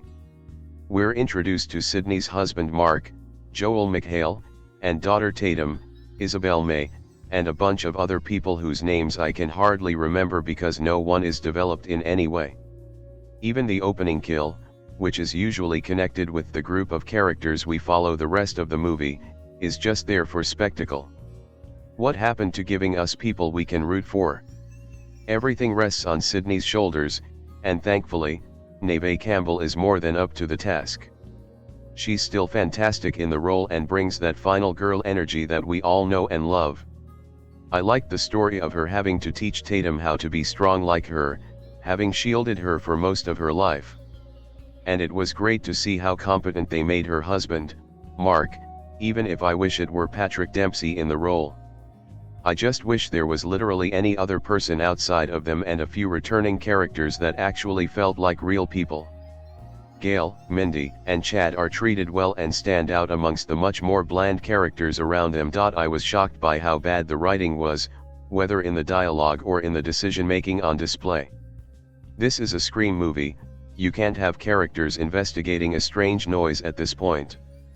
And half the people must be deaf because there are people being murdered in the room next to them, and they're completely oblivious to it. Scream is supposed to be smart and subvert expectations, yet this constantly just feels like a generic slasher trying to mimic the Wes Craven entries, without actually understanding what makes it great. One thing that I did enjoy about the film is that Ghostface is violent as all hell. This features his highest body count, and he's truly going for some gore. I just wish they had gone more practical with the kills. Even the ones that have CGI enhancements that completely take the wind out of their sails. There's also one where Ghostface kills someone by accident that just felt lame. And how many damn tables or chairs is this guy going to go through? It got comical to a point. While we obviously can't get into it, there are few things more important to a Scream film than its twist/killer reveal. And this may just be the weakest the series has ever seen. No, scratch that, this is easily the weakest, and I couldn't stop rolling my eyes. It feels like they're doing something a bit different, and then it all devolves into one of the sillier killer monologues yet. They took anything that would have been unique and just washed it down the drain for something that really didn't make a lot of sense. It's also really dumb how they bring back legacy characters, and it all feels like a gigantic waste of time. Outside of Ghostface himself being a lethal force and his dialogue with Sidney being a true highlight, there's very little to latch onto here. Most of the new characters are simple set dressing or fodder for kills. I get that this is a slasher, but no one even feels dimensional, and they hardly get any characterization. With the worst final act in Scream history, I feel like it's definitely time to put this franchise to bed. Please, our girl Sidney just needs a break. Writing about the Scream saga is, personally, a nostalgic task that involves a constant reassessment of what horror represents in popular culture. After Scream, 2022, one of the best sequels in the franchise, positioning itself right behind the original for me, and Scream 6 that, despite some flaws, still managed to keep its momentum in a refreshing urban setting, my expectations for this new chapter were filled with apprehension. The production troubles are well publicized, with cast and crew departures dominating headlines, but I've always said that cinema should be judged by what reaches the big screen and not by its backstage drama. I entered the theater completely ignoring the external noise, wishing only to be surprised by a good story that honored the legacy of Wes Craven. Unfortunately, I left with the feeling that the Ghostface mask should, finally, rest in the museum. Scream 7 is directed by Kevin Williamson, teaching Mrs. Tingle, who returns to the director's chair for only the second time in his career and for the first time to take the reins of his own creation, with the screenplay also handled by himself and Guy Busick, ready or not. The film brings back Sidney Prescott, Neve Campbell, the Lincoln lawyer, now living a seemingly peaceful life with her family, including her daughter Tatum, Isabel May, 1883. Alongside her, Gale Weathers, Courtney Cox, Cougar Town, and the siblings Chad, Mason Gooding, Booksmart, and Mindy Meeks Martin, Jasmin Savoy Brown, Yellow Jackets, return. The narrative focuses on a new wave of murders that seems to utilize cutting-edge technology to torment Sidney, forcing her to confront ghosts of the past that refuse to stay buried. The body of this new chapter tries to balance itself on two extremely contemporary thematic pillars: artificial intelligence, AI, and toxic nostalgia. However, the exploration of these concepts ends up being too superficial, resorting to predictable tricks and cameos that serve more to satisfy a momentary fan desire than to serve the narrative coherently. The central mystery is, from its introduction, a situation without a satisfactory creative exit. Either a certain previously deceased character is found to be alive, creating a series of highly problematic retcons, or it's merely an AI simulation, removing any emotional weight from the confrontation. Scream 7 opts for paths that strip away the satirical bite that has always defined the series, transforming into a generic slasher where social commentary is just an accessory rather than the engine of the action.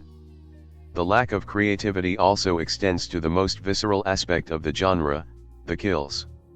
With the exception of an initial murder on a theater stage, there isn't a single death in Scream 7 that truly stands out. The chase sequences and the fights with Ghostface are incredibly repetitive, looking like copies of each other without the inventive choreography seen in the previous two movies. Where Scream 6 utilized the New York setting brilliantly to create a different kind of tension, Scream 7 culminates in a final set piece so uninteresting and poorly utilized that I found myself checking how much time was left to make sure that this was, in fact, the climax of the film. Furthermore, some problems that I already had with the previous sequel become even more unsustainable here. The famous plot armor of the protagonists and even secondary characters reaches truly absurd levels, where it seems that nobody actually dies unless they're decapitated. Where Scream, 2022, had the courage to eliminate important characters, Scream 7 seems afraid of serious consequences, transforming the survivors almost into zombies who resist dozens of stabs and gunshots without any lasting impact on their physical integrity. There's also a lack of care in the script during the second act, where certain characters completely vanish from the story, only to reappear in the climax, while those who should be worried about them simply forget their existence for the sake of plot advancement. Even more serious is the almost total absence of the meta-atmosphere that became the DNA of the franchise. Scream 7 doesn't try to subvert expectations or play with genre conventions in an intelligent manner. Instead of being a reflection on the current state of cinema, the dangerous evolution of AI in the industry, or how nostalgia can quickly turn into a toxic element, the movie is closer to being a product trying to survive by riding the coattails of its brand. The essence of the saga disappears, stifled by competent yet soulless direction. Although the motives of the killers are minimally interesting at a conceptual level, they're disconnected from the central discussion around AI, which ends up being just a technical tool for cheap scares instead of a thought-provoking debate about truth and memory. Not everything is negative, though. The cast, although reduced and surrounded by controversy, delivers solid performances. Campbell and Cox know these characters like no one else, and their dynamic remains captivating, even if they don't go through any significant transformation or arc. May is the great revelation, managing to make Sydney's daughter the most interesting and empathetic figure in Scream 7, demonstrating enough talent to deserve a more robust script. The score, Marco Beltrami, The Hurt Locker, also deserves a mention, managing to evoke the necessary tension and honor the classic themes effectively. There are moments when the film is very close to saying something relevant about how technology can be used as a modern mask, but the lack of a counter-argument or a deeper analysis prevents those scenes from reaching another level. There are a few other actors deserving of praise, but I fear bringing a spotlight on any of them may softly indicate who might be the killer, so I'll refrain from doing so. Scream 7 reveals itself as a disappointing sequel in a saga that has never failed so evidently, demonstrating a glaring creative exhaustion. It's an exercise in nostalgia that, by trying to criticize the dependency on the past through AI, ends up becoming a victim of its own lack of vision and originality. When the mask falls and the motives are revealed, what remains is only the image of a franchise that seems to be fighting against its own obsolescence without knowing how to truly reinvent itself. Without its ability to satirize the real world and shock through genuine creativity, this seventh chapter gets lost in its own references, forgetting that for a story to stay alive, it's not enough to just replicate the echoes of what came before. At this point, Ghostface from Scream 7, yep, the 7th edition of the Scream franchise, is similar to your ex-partner who always threatens to come back to your life. This, even as the eventual meetup is after multiple body counts, pun intended, just that the body counts here are with respect to murders galore. In many ways, the Scream franchise has stood out for its meta-ness that had flipped the horror genre in 1996 during its first outing. I can't deny that I have been a fan of this franchise ever since I was first acquainted with the film, on Star Movies. Unlike the other popular slasher film I Know What You Did Last Summer, the campiness is what stood out for me. I didn't know the meaning of this word back in the day, even as the kills remained entertaining to the core. In many ways, the franchise since then had struck a right balance, of being a fun watch mixed with deliberate sprinkles of playfulness, so much so that some of the weaker elements in the screenplay were less pondered on by me, even as the entertainment quotient preceded over the logic. And in that regard, Scream 7 isn't any different. I could see some glaring loopholes from a logical standpoint, but the entertainment quotient was directly proportional to the unfiltered reactions, screams, around me. That is a win in every sense of the word. Written by Guy Busick and Kevin Williamson, the ball is set rolling early on in Scream 7, much like most cold opens of the franchise that feature a bunch of people venturing into the jaws of death oblivious of the fact that they are about to be stabbed/butchered to death. Here when you witness a young couple, a horror buff and his pretty girlfriend, you know exactly what they are stepping into. But the idea lies in slowing the proceedings, playing with the anticipation of the viewers, and eventually delivering a killer blow.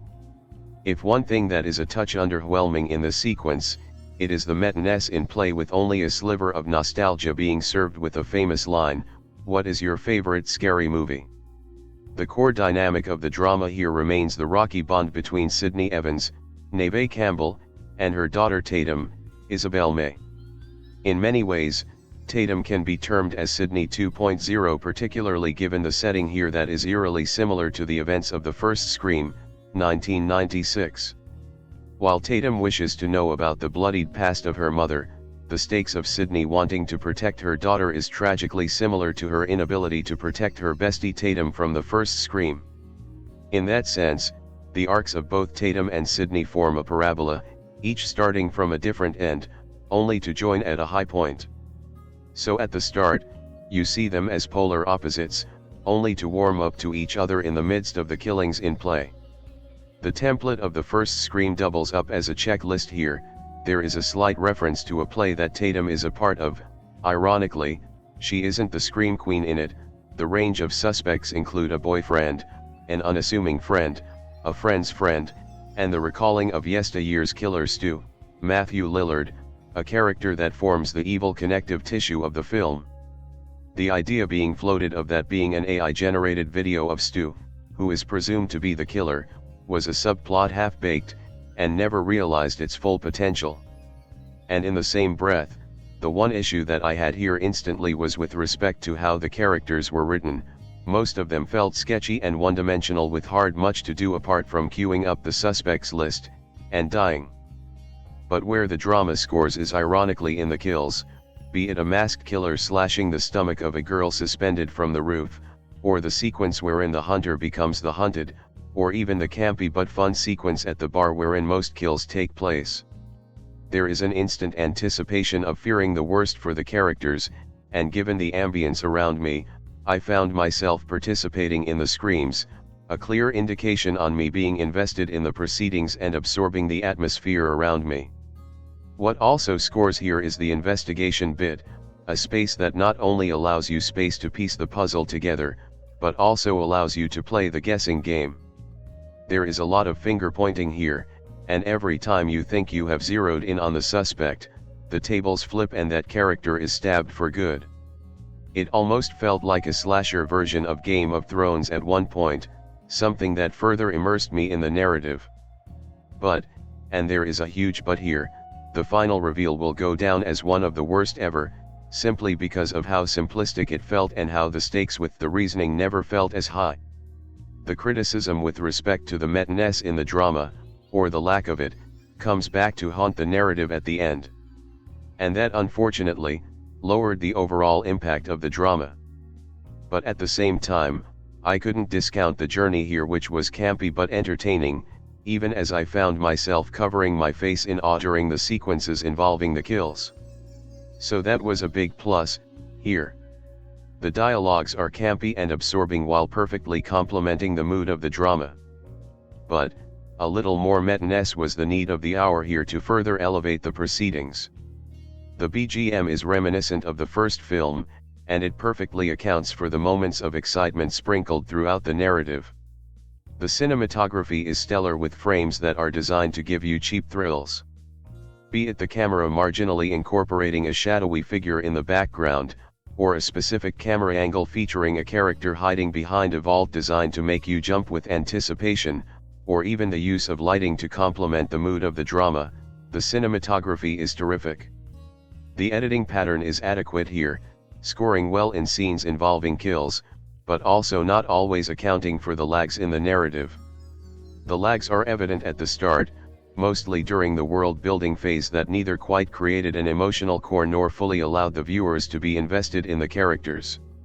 Director Kevin Williamson does a fair job here, mostly scoring brownie points during the investigation phase and the kills that ensue. His world building is wobbly, and the final reveal is poorly handled. You needed to play around with the angles while also catching a glimpse of the reactions of characters around the killer. But the killings remain entertaining and campy, two important cogs in the narrative that keeps the drama afloat.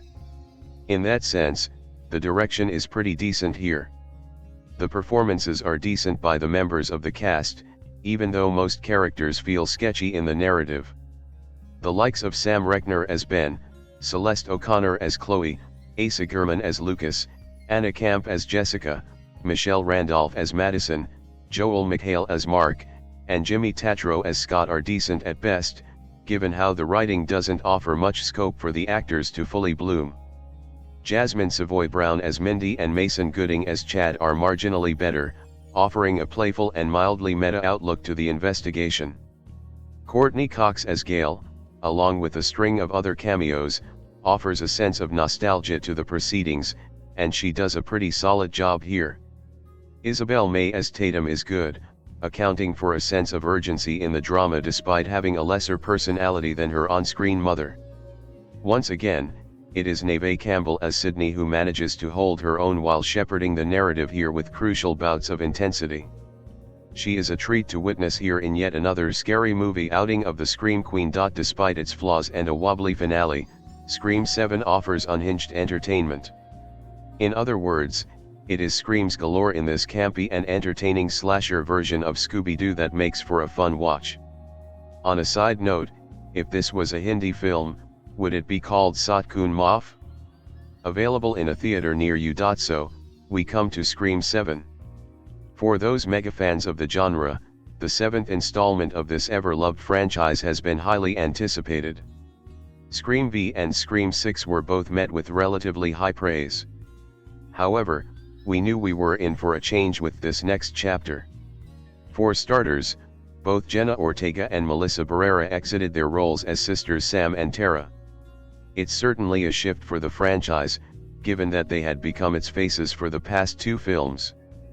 But it also presents a chance for a reset and an opportunity to try something new. Neve Campbell, meanwhile, reprises her role as Sidney Prescott after a brief hiatus, along with Kevin Williamson as writer.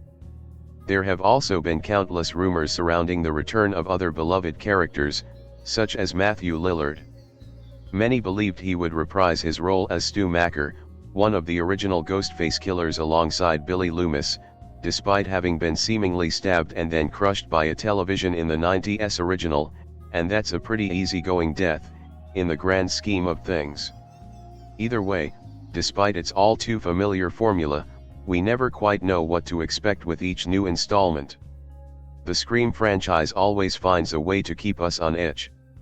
I had suspicions going in, but I wasn't fully prepared for how different Scream 7 feels compared to its predecessors. The film begins, however, in true Scream style, with its familiar opening sequence.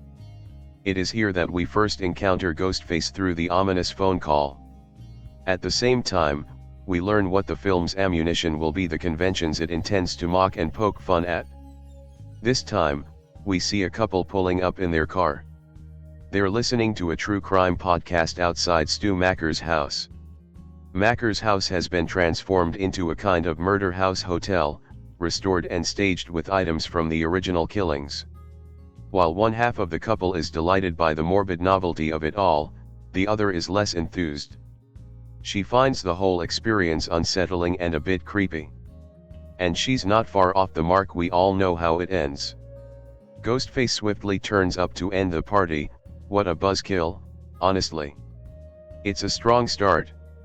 The film gives a clever nod to true crime obsessives and the commodification of violence, and one that gives long-term fans a warm, fuzzy feeling upon returning to Woodsboro and the place where it all started. However, this is largely where its traditional formulaic structure ends.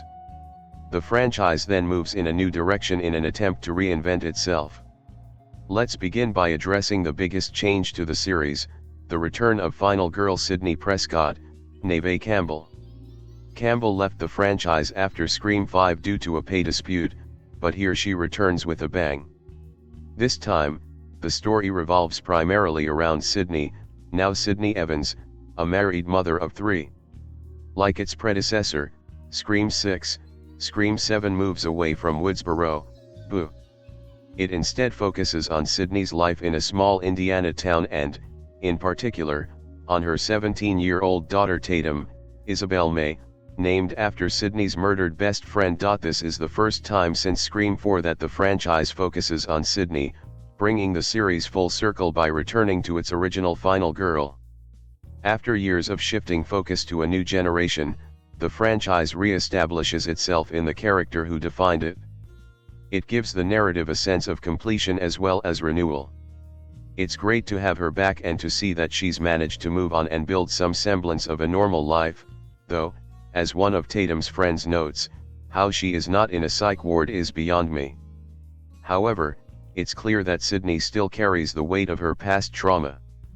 This affects her relationship with her daughter, from whom she has seemingly kept much of her early life hidden.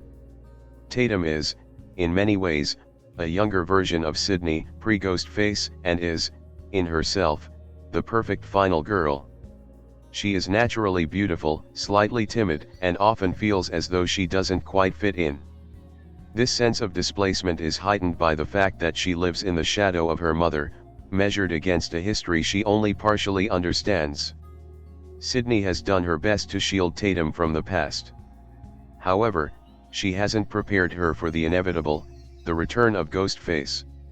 It must be difficult for the Scream team to generate genuinely fresh ideas for the franchise. They likely knew that audiences would immediately suspect the return of original characters such as Stu Macher, given the previous 2 films leaned so heavily into his accomplice, Billy Loomis. Rather than sidestep that expectation, however, the film leans into it. It deliberately plays on what viewers are primed to suspect and using that assumption as bait.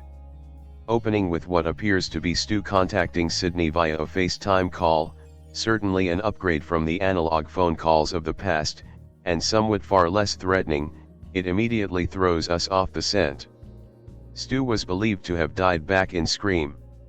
The question then becomes not simply who is behind Ghostface, but what we are actually hearing and seeing. Is Stu back from the dead, an example of the classic slasher villain like Michael Myers, who, despite being human, seems impossible to kill? Seriously, he must be about 104 by now. Or is this an AI reconstruction, deliberately designed to manipulate both Sydney and the audience? From there, the mystery deepens. Reunited with familiar faces such as Gale Weathers, Courtney Cox, Sydney again steps into the role she never fully escaped.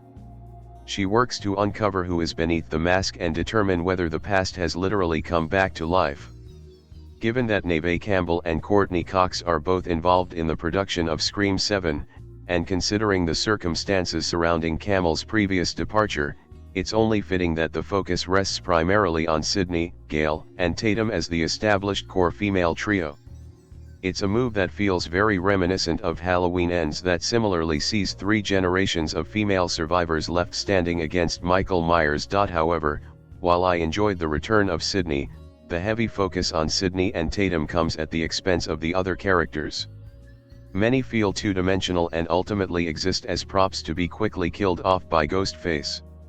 One of the things I've always loved about Scream is its ability to create a strong sense of place, a community of old and new characters to love and root for.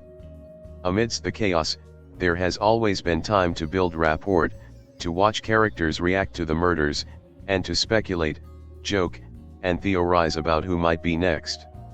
Sadly, that element of audience engagement was noticeably lacking here.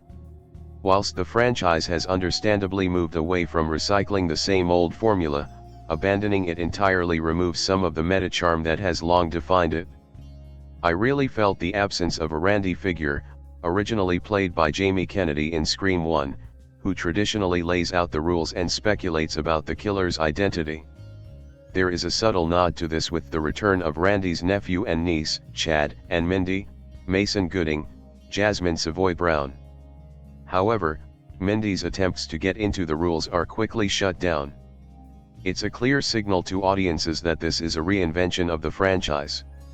Instead, We're thrust straight into the action, with deaths that feel somewhat lackluster because we barely had time to know the victims or speculate about their involvement. Without that groundwork, the secondary characters feel redundant rather than intriguing. The seeming return of Stu Macker should surely generate excitement for the audience, particularly for die-hard fans such as myself. But this too falls a little flat. Sydney and Gail's investigation into Stu's whereabouts is brief to say the least. Meanwhile, the underdeveloped supporting cast leaves little room for genuine speculation about whether others might be hiding behind the mask. A few camera pans and suspicious glances toward some of Tatum's friends attempt to plant doubt, but the suspicion isn't sustained long enough to feel convincing. Additionally, there is very little intrigue surrounding the identity of the killer. There's a moment that leads us to suspect Tatum's boyfriend, Ben, Sam Reckner, playing on classic slasher tradition, when Tatum discovers his laptop displaying an AI-generated version of Stu Macker's face, supposedly as a test to see if it's even possible. It's an intriguing idea. But given how quickly this plotline is abandoned, there isn't much time for it to sustain any real intrigue. Much of the film feels rushed and hastily assembled. The characters are so disposable and underwritten that their deaths barely register. By the time we reach the final reveal, Sydney is lured to a house filled with AI recreations of all the previous killers, a modern inversion, in some ways, of the shrine concept from Scream 5. Using AI as commentary on cheap imitation and the regurgitation of legacy horror is a genuinely strong idea, cleverly turning the franchise's own nostalgia back on itself. But again, the execution feels hurried. And when Ghostus is finally unmasked, it's the first time I've found myself turning to someone and genuinely asking, who is that? So, was Scream 7 the strongest installment yet? Not by far. But did I still get sucked in and enjoy it? Absolutely. There's no denying that at times it felt a bit lackluster, missing some of the key elements and nostalgic touches that made the earlier films so memorable. The last third of the movie really fell apart for me. Still, I appreciate its effort to break from conventions and try something different, taking risks rather than rehashing prior films. Sure, it's no masterpiece, but it's still a Scream worth sticking around for.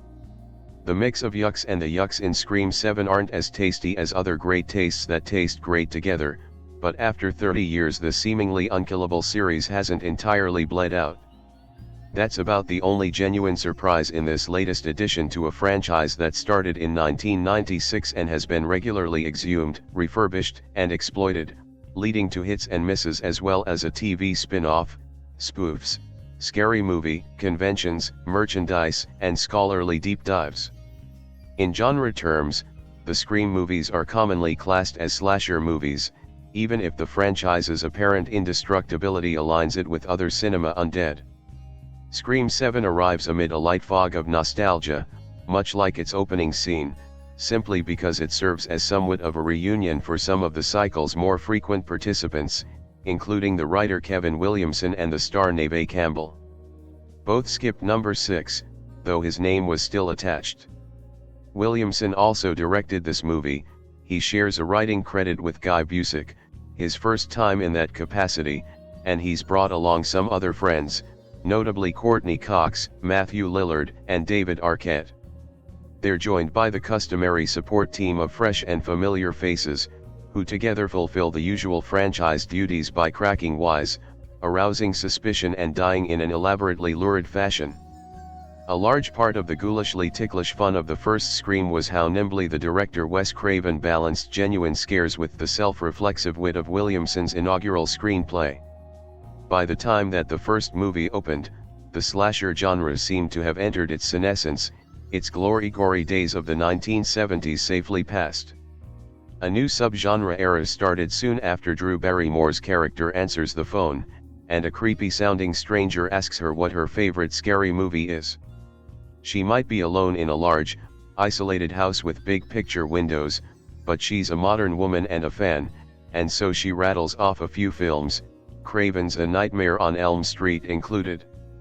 Slam, bam, goodbye ma'am. Campbell's character, Sidney Prescott, turned out to be made of tougher stuff and managed to successfully, if temporarily, vanquish the creepy stranger, Ghostface. One of the genre's more enduringly iconic masked villains, Ghostface carved out his place in horror's annals with an apparently endless supply of well-honed knives, a black robe and an eerie white mask that evokes Edvard Munch's 1893 expressionist painting, The Scream. It's hard to keep a good ghoul down, so it's no surprise that Ghostface is back for both more slaughter and more jesting with the redoubtable Sidney in Scream 7, which, at once, revisits the franchise's greatest hits, tries to re-energize its formula and suggests possible future additions. The results are, by turns, amusing and lightly scary, though never truly surprising. Sidney has settled down in Pine Grove, a generic small town so quaintly old-fashioned that it even has a movie theater on its main drag. There's a horror flick on the marquee, Texas Chainsaw Massacre, a hat tip to another slasher series. At least outwardly, Sidney seems to have a happy life, complete with a husband, Mark, Joel McHale, and a teenage daughter, Tatum, Isabel May. 2 other children are conveniently away visiting a relative, presumably because they're too young to meet the kind of entertainingly disgusting death that the series requires. Tatum's circle of friends, on the other hand, easily meet the slasher age requirement. After an overlong opener that's heavy on the meta-madness, Williamson settles into a groove with a story that riffs on the first film while gleefully amping its ick factor. The plasma flows more easily than the movie does amid the unnerving noises, shadowy rooms, pop culture nods, self-aware winks and disposable characters, some of whom have apparently never watched a single horror movie or have ignored, naughty, the genre's important life-saving lessons. The youngsters are generally charming, though much of this movie's enjoyment comes from just watching Campbell and Cox sync up like B-movie versions of Joan Crawford and Eve Arden in Mildred Pierce, just a couple of dames sitting and running down memory lane with laughs, shrieks and the kind of skill set that every woman should have. Every time she moves to a new town, she's sure to be followed by the managers of pop-up Halloween stores, hoping to make a killing, so to speak, on Ghostface outfits. The townsfolk themselves must brace for an influx of television reporters all coming to cover the grisly deaths sure to follow Sidney's arrival. Business is booming at Sidney's Running Latte coffee shop, located in bucolic Pine Grove, Indiana. Is the coffee good? Who knows? Many just come to gape at the famed Sidney Prescott, actually, Sidney Evans, now that she's married the local police chief, the not-so-secret centerpiece of the Stab movie series, loads of books and more than a few made-for-TV documentaries. She's a celebrity, no doubt, and her oft-horrific life is an open book. Sidney and the 17-year-old Tatum don't talk much these days. The teen's got a boyfriend now, Ben, and while he doesn't look like a serial killer, Sidney's not taking chances. She treats Tatum's beau with something between chilly reserve and outright hostility, which doesn't encourage a lot of mom-daughter communication. But the bigger issue is that Sidney just doesn't want to talk much about her past. She wants to protect Tatum from those horrors. Understandable. Sure. But when your own daughter feels like she can best get to know you by watching a sensationalist, streaming docudrama, it's a sign that the relationship could use a little work. But relationship angst quickly takes a backseat when Sidney receives a call from Stu Macker, an old pal of hers from high school. Thing is, Stu's dead, or at least he's supposed to be. Sidney killed him herself. Given he was trying to kill her, she had reason. But here he is, smiling and laughing and threatening Sidney's loved ones, just like old times. Poor Sidney. All she wanted to do was settle down, take care of her family and sell coffee. But it looks like the Scream Queen has a killer, or 2 or 3, to deal with first. If Scream 7 has a point, it's this: moms, talk with your daughters. They want to get to know you, even if your past isn't particularly pretty. And who knows? Your own experience might help them prepare for their own trials. As Sidney's next-door neighbor, Jessica, tells her, if you protect your kids from too much, they might not know how to protect themselves. When it comes time to protect her daughter, though, Sydney's in prime form. Her husband, Mark, does what he can, too, and under some very trying circumstances. And Tatum, who is accused of being just a little too meek throughout the movie, finds some inner strength as the film goes on. As mentioned, Stu was supposed to be dead. So his appearance in the story, while not presented as supernatural, comes with the vibe of the dead coming back to life. There's much speculation within the film itself as to whether this apparent resurrection was the result of AI/deepfake wizardry, as we only see Stu on a screen. Tatum and Ben make out in Tatum's room, after Ben sneaks through her window. We see Ben lie on top of Tatum, and a great deal of Tatum's leg is exposed. But, Tatum insists to her mom, they are not having sex even though they'd both sure like to. Tatum tells her mom that they feel like they're not ready just yet, and she asks her mom how they'll know when they are ready. Plugged In would like Sydney to say, "You'll know when you're married, Tatum." But she does not. Instead, she goes into her own bedroom to talk with Mark. She says that Tatum and Ben are on the verge of having sex, a reality that neither seem that concerned with, and they reminisce about when each of them had sex for the first time. She was 17, he was 15. And then Sydney and Mark dive into their own makeout session. Other couples kiss and embrace. We hear a few mildly suggestive exchanges. Some midriffs and belly buttons are exposed. A guy rents out the original Scream/Stab house for him and his girlfriend to spend the night in. This should not surprise you, people. A lot of people die in Scream 7. After getting stabbed several times, a victim then gets skewered in the head by a criminally pointy keg pump, blood and beer then flow out of the dead victim's mouth. Another victim falls on top of a knife, held by Ghostface, gets stabbed several times and then gets doused in gasoline and set on fire while still alive. A chandelier falls on the corpse, just for good measure. A third gets stabbed slowly through the head. A fourth, after sliding through a stack of drinking glasses, dies after a shard of glass shish kebabs her jugular vein. Perhaps the most grotesque death involves a victim hanging from a series of wires. As the victim swings, Ghostface cuts her repeatedly, sending blood flying and spattering, before finally slicing open her midsection. Innards fall on the ground below, and a bit of intestine hangs from her dangling body. Several people get stabbed to death, or nearly to death. Someone gets hit and run over by a car. Someone finds a man with his throat grotesquely cut. People get shot, sometimes repeatedly, but not always fatally. One character takes several bullets to the head, turning it into a mass of meat. Some characters get slashed, sliced, and stabbed without dying, immediately, at least. One person gets attacked and stabbed with a screwdriver. Someone gets smashed in the head with a laptop. People tumble and slash or get pulled down the stairs. Characters engage in fights involving fists and feet. Someone uses an electrical cord to choke someone. We hear references to past murders. Stu's face appears to bear the scars of his previous death. The original Scream/Stab murder house, now being rented out for overnight stays, contains tape outlines where the original victims died, along with some fake blood to augment the experience. A caller forces its renters to answer questions about other slasher movies, threatening horrific death if they miss one. Ghostface gets hit with a chair.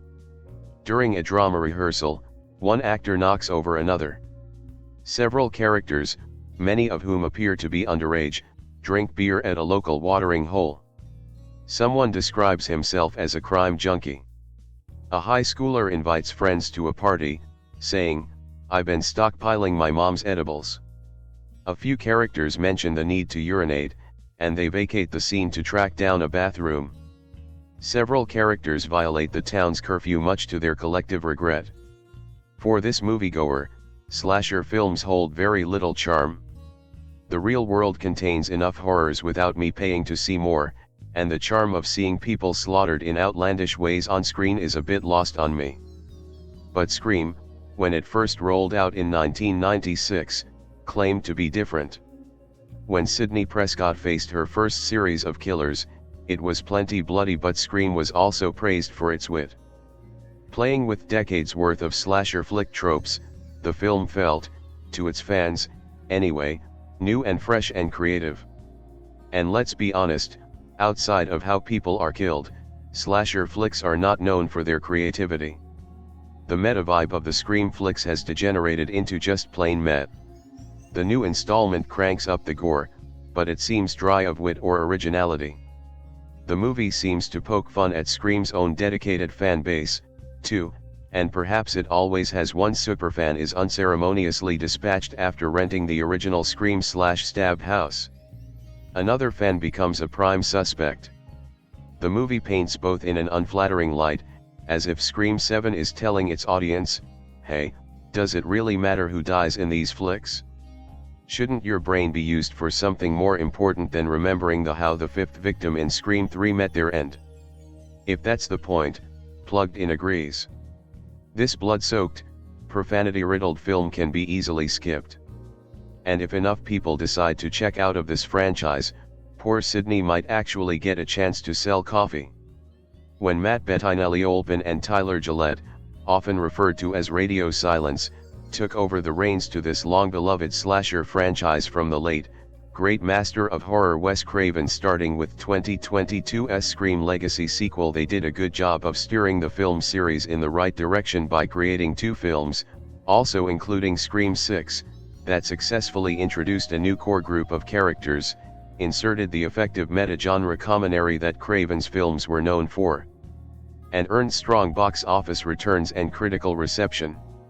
That goodwill was dealt a significant blow when, after Radio Silence had already exited the seventh film in the series due to scheduling conflicts, the rebooted series lead, Melissa Barrera, was, shockingly, fired for pro-Palestinian posts on social media. Following this, co-lead Jenna Ortega announced that she would not return for the seventh film, and director Christopher Landon left the project, and was replaced by original Scream screenwriter Kevin Williamson. Recently, boycotts have been announced, and protests have been organized. The very public behind-the-scenes drama has led to a troubled production, and, among the fan base, there were concerns that this seventh entry would suffer for it. After having seen the film, I can say that, well, ultimately, it's not just drama behind the camera that's holding Scream 7 back. Set sometime after the events of Scream 6, Kevin Williamson's Scream 7 follows the series' original final girl, Sidney Prescott, now Sydney Evans, still played by Neve Campbell, in Pine Grove, Indiana, where she has built a new life for herself with her husband Mark Evans, played by Joel McHale, a local police officer, and her three children, the oldest of which, Tatum, played by Isabel May, is struggling to connect with her mother due to her not being interested in opening up about her past, and being cautious when it comes to letting anyone get close to Tatum, including her boyfriend. But even though Sydney has tried to leave Woodsboro behind, her past isn't done with her. While Tatum is at rehearsal for a high school play, a Ghostface killer calls and threatens Sydney. The Ghostface killer continues the call through FaceTime, and the face that Sydney sees is that of a scarred and noticeably older Stu Macker, played by Matthew Lillard, one of the two original killers from the first film, whom Sydney has always thought that she had killed way back when. As this Ghostface killer targets Sydney, her family, and her daughter's friends, Sydney has to find out if this is a deep fake or if Stu somehow survived the events of the first film. Given that Paramount turned to Williamson to direct the seventh film, the hope was that one of the original people behind the franchise could deliver something befitting of the film series, something that could recapture what made the franchise great in the first place, the meta-references and the playful slasher horror genre blend being the key elements. But because Williamson, it's only his second feature as a director, is involved, it only makes it more disappointing how far off the mark Scream 7 is from working the way these films should. Now, it's not all bad, and I do want to highlight what works. The primary element that is successful is Neve Campbell's performance. Campbell's return to the franchise is seamless based on the performance, even though the dialogue bafflingly emphasizes her absence from the sixth film over and over again. Campbell helps to make the mother-daughter relationship work well, and she thus paired well with Isabel May. In general, I actually liked most of the Pine Grove setup. I think Mikhail is solid in this, even though his character is thinly drawn, and I think it was an interesting choice to front-load a lot of the slasher carnage. There's also a relatively effective early home invasion sequence, even though it requires some suspension of disbelief concerning how amateurishly law enforcement searched the premises in the build-up to it. Also, although I have some issues with the Woodsboro prologue, I think the film was, sort of, dancing around an interesting topic, i.e., dark tourism. Now, while I will say that having the Ghostface killer potentially use AI to deepfake legacy characters isn't an inherently bad idea, the way that element is executed is extremely unsatisfying. Throughout the film, it looks too seamless, and the film doesn't ask legitimate questions about how the Ghostface killer would even get a hold of enough footage of said characters to pull off such seamlessness. It is wholly unconvincing. Even if you can overlook what some may say are merely nitpicks, including, but not limited to, how empty and underpopulated Pine Grove seems, the problems keep piling up. The film has rushed pacing, supporting characters are all extremely thinly drawn, the AI subplot becomes increasingly half-hearted as the plot develops, characters often restate both plot elements and character name backgrounds, in a way that makes it feel like the film doesn't trust its audience, and, in several moments, the film has characters appear, or reappear, in places and at times that only make sense if they could teleport, thus defying narrative logic and basic continuity. For me, those problems really started to hit hard the moment Gale Weathers, still played by Courtney Cox, showed up. It is a very cartoonish moment. I also think the writing fails both Gale and the younger returning cast members from Scream 6, i.e., Jasmin Savoy Brown and Mason Gooding, as they act in ways that betray the tenets of their characters or, in Gale's case, don't respect Gale and Sydney's 3-decade-long friendship. Their performances leave a lot to be desired, and I primarily blame that on the way they are written.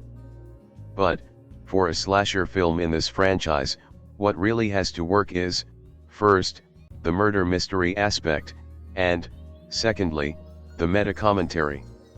While, at one point, Brown's character blurts out something along the lines of, "This one is about nostalgia," it never really feels like this film has anything on its mind, and the film mostly opts out of a long monologue explaining the rules that govern these types of films, which feels like a slap in the face given rule listing is such a beloved tradition in these films.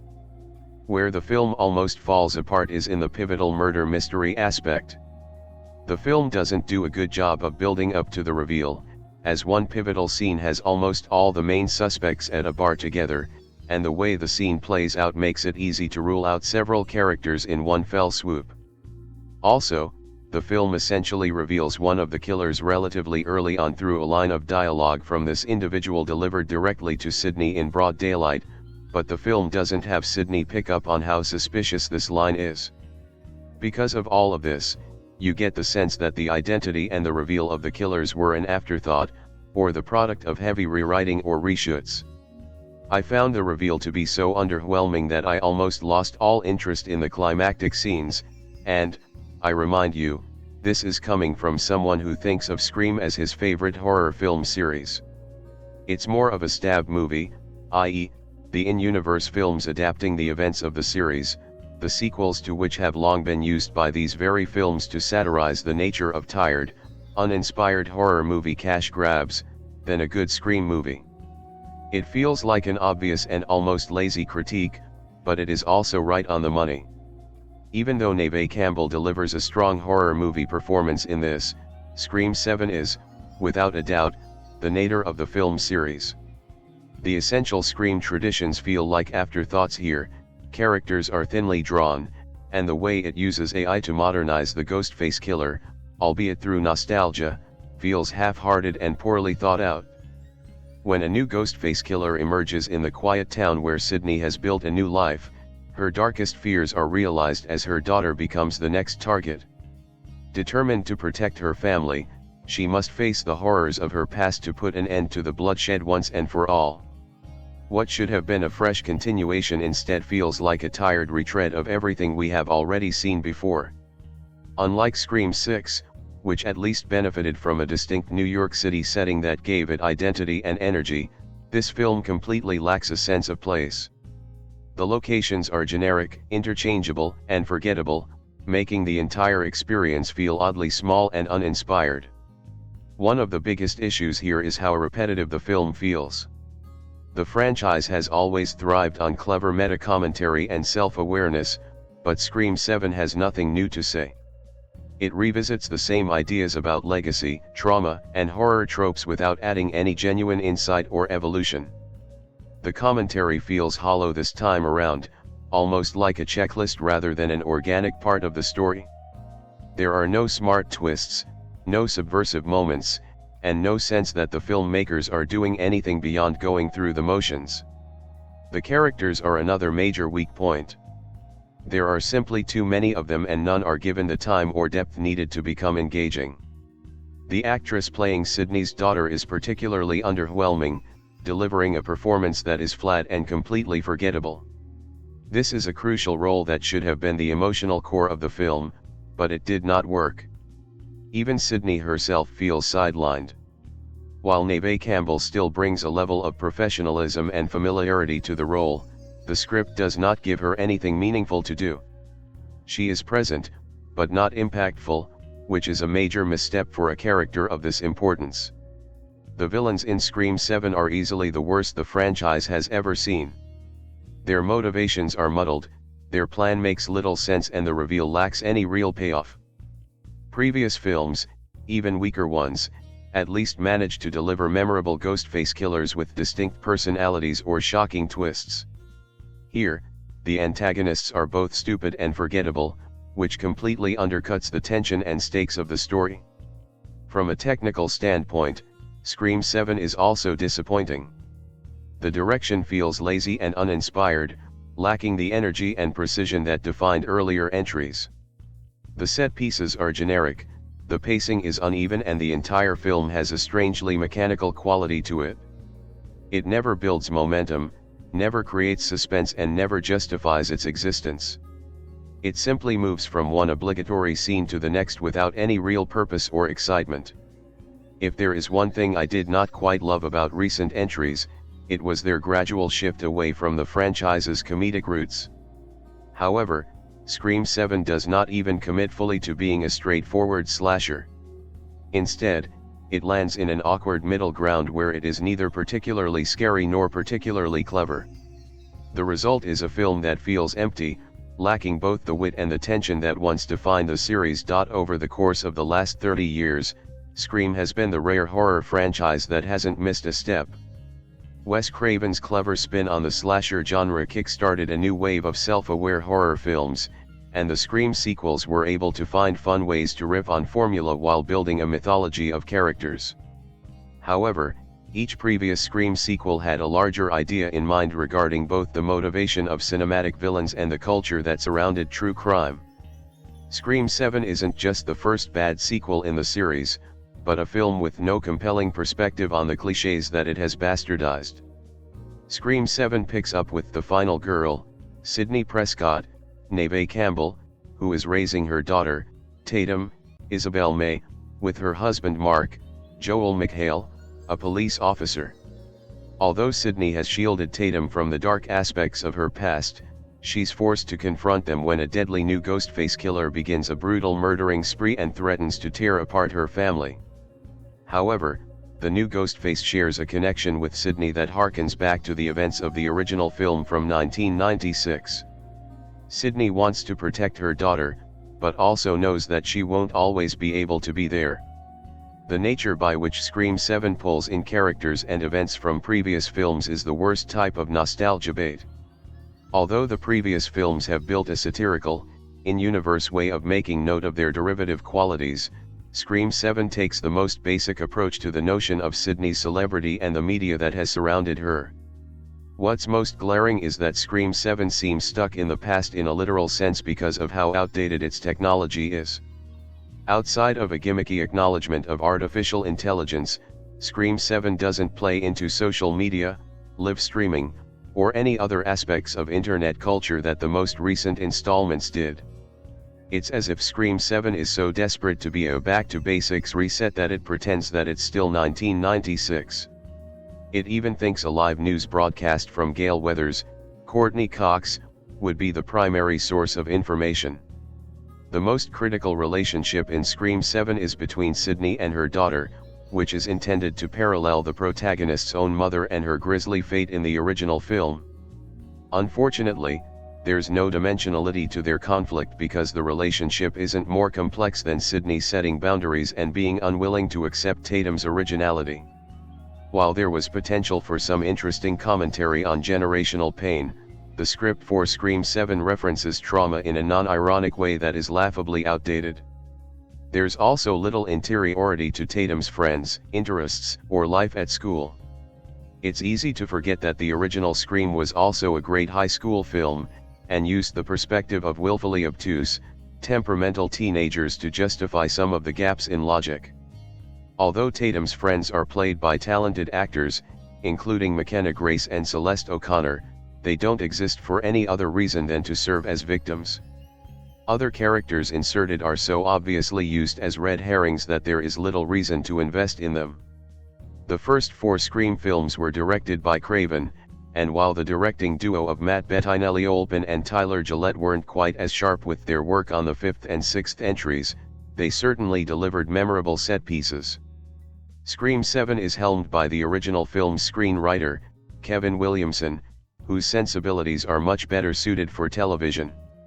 The violence isn't particularly creative, and at times it's excessive in a way that is neither distressing nor comical, as it simply feels juvenile. There's little suspense, as the only way Williamson seems capable of escalating tension is to include more killings or abrupt appearances by the Ghostface killer. While all of these films have utilized fairly shaky logic, Scream 7 doesn't even make an effort for its antagonist to explain their appearances at different points in the story. Given the rather tumultuous production process behind Scream 7, it's fair to say that the unpolished nature of the script is evident within the final product. Mark is a bland character whose role as a police officer has no significance within the story, and McHale's comic sensibilities make him the wrong choice for the role. Similarly, the comic genius Timothy Simons is so underutilized in the role of Tatum's obnoxious drama school teacher that it could almost be interpreted as a meta-commentary on unrealized potential. Returning characters from the previous films, such as the twins Chad, Mason Gooding, and Mindy Meeks Marty, Jasmin Savoy Brown, only show up at convenient points and feel far more exaggerated than they were in previous installments. As for the return of Gale, the Scream franchise has reached the point at which there is nowhere left to go with her dynamic with Sydney. Even if Cox and Campbell work well together, there's nothing to say about the characters' friendship that hasn't been done better. Although Scream 7 wasn't to be held to the same artistic levels as the better films in the franchise, it's simply not very scary and has little ingenuity within its kills. After all of the elaborate ways that different Ghostface have brutalized their victims, Scream 7 offers no new ways for the knife-wielding villain to operate other than the aforementioned use of AI, which feels downright insidious on a creative level. Williamson's direction is not strong, and the film's pacing leaves much to be desired because of how mundane the dialogue is. After the opening scene, which nearly admits to its lack of creativity, there's a significant gap before anything remotely intense happens. Scream 7 isn't bad in the way that horror sequels like Jason X or Halloween, Resurrection are, as it doesn't take massive creative swings that don't pay off. It's just a remix of better ideas that seems uninterested in engaging with any aspects of film history, as there are only a few passing mentions of the in-universe Stab series. The repetitiveness could have been forgiven had Scream 7 delivered a surprising mystery or shocking death scenes, but it ultimately feels like the type of horror film that Craven had spent his late career rallying against. This film, directed by Kevin Williamson, screenplay by Kevin Williamson, Story by James Vanderbilt. Based on characters. Produced by William Sherak. Starring Neve Campbell. Cinematography Ramsey Nichol. Edited by Jim Page. Music by Marco Beltrami. Production companies Spyglass Media Group. Distributed by Paramount Pictures. Release dates February 25, 2026. Running time 114 minutes. Country United States. Language English. Budget $45 million. Box office $214 million.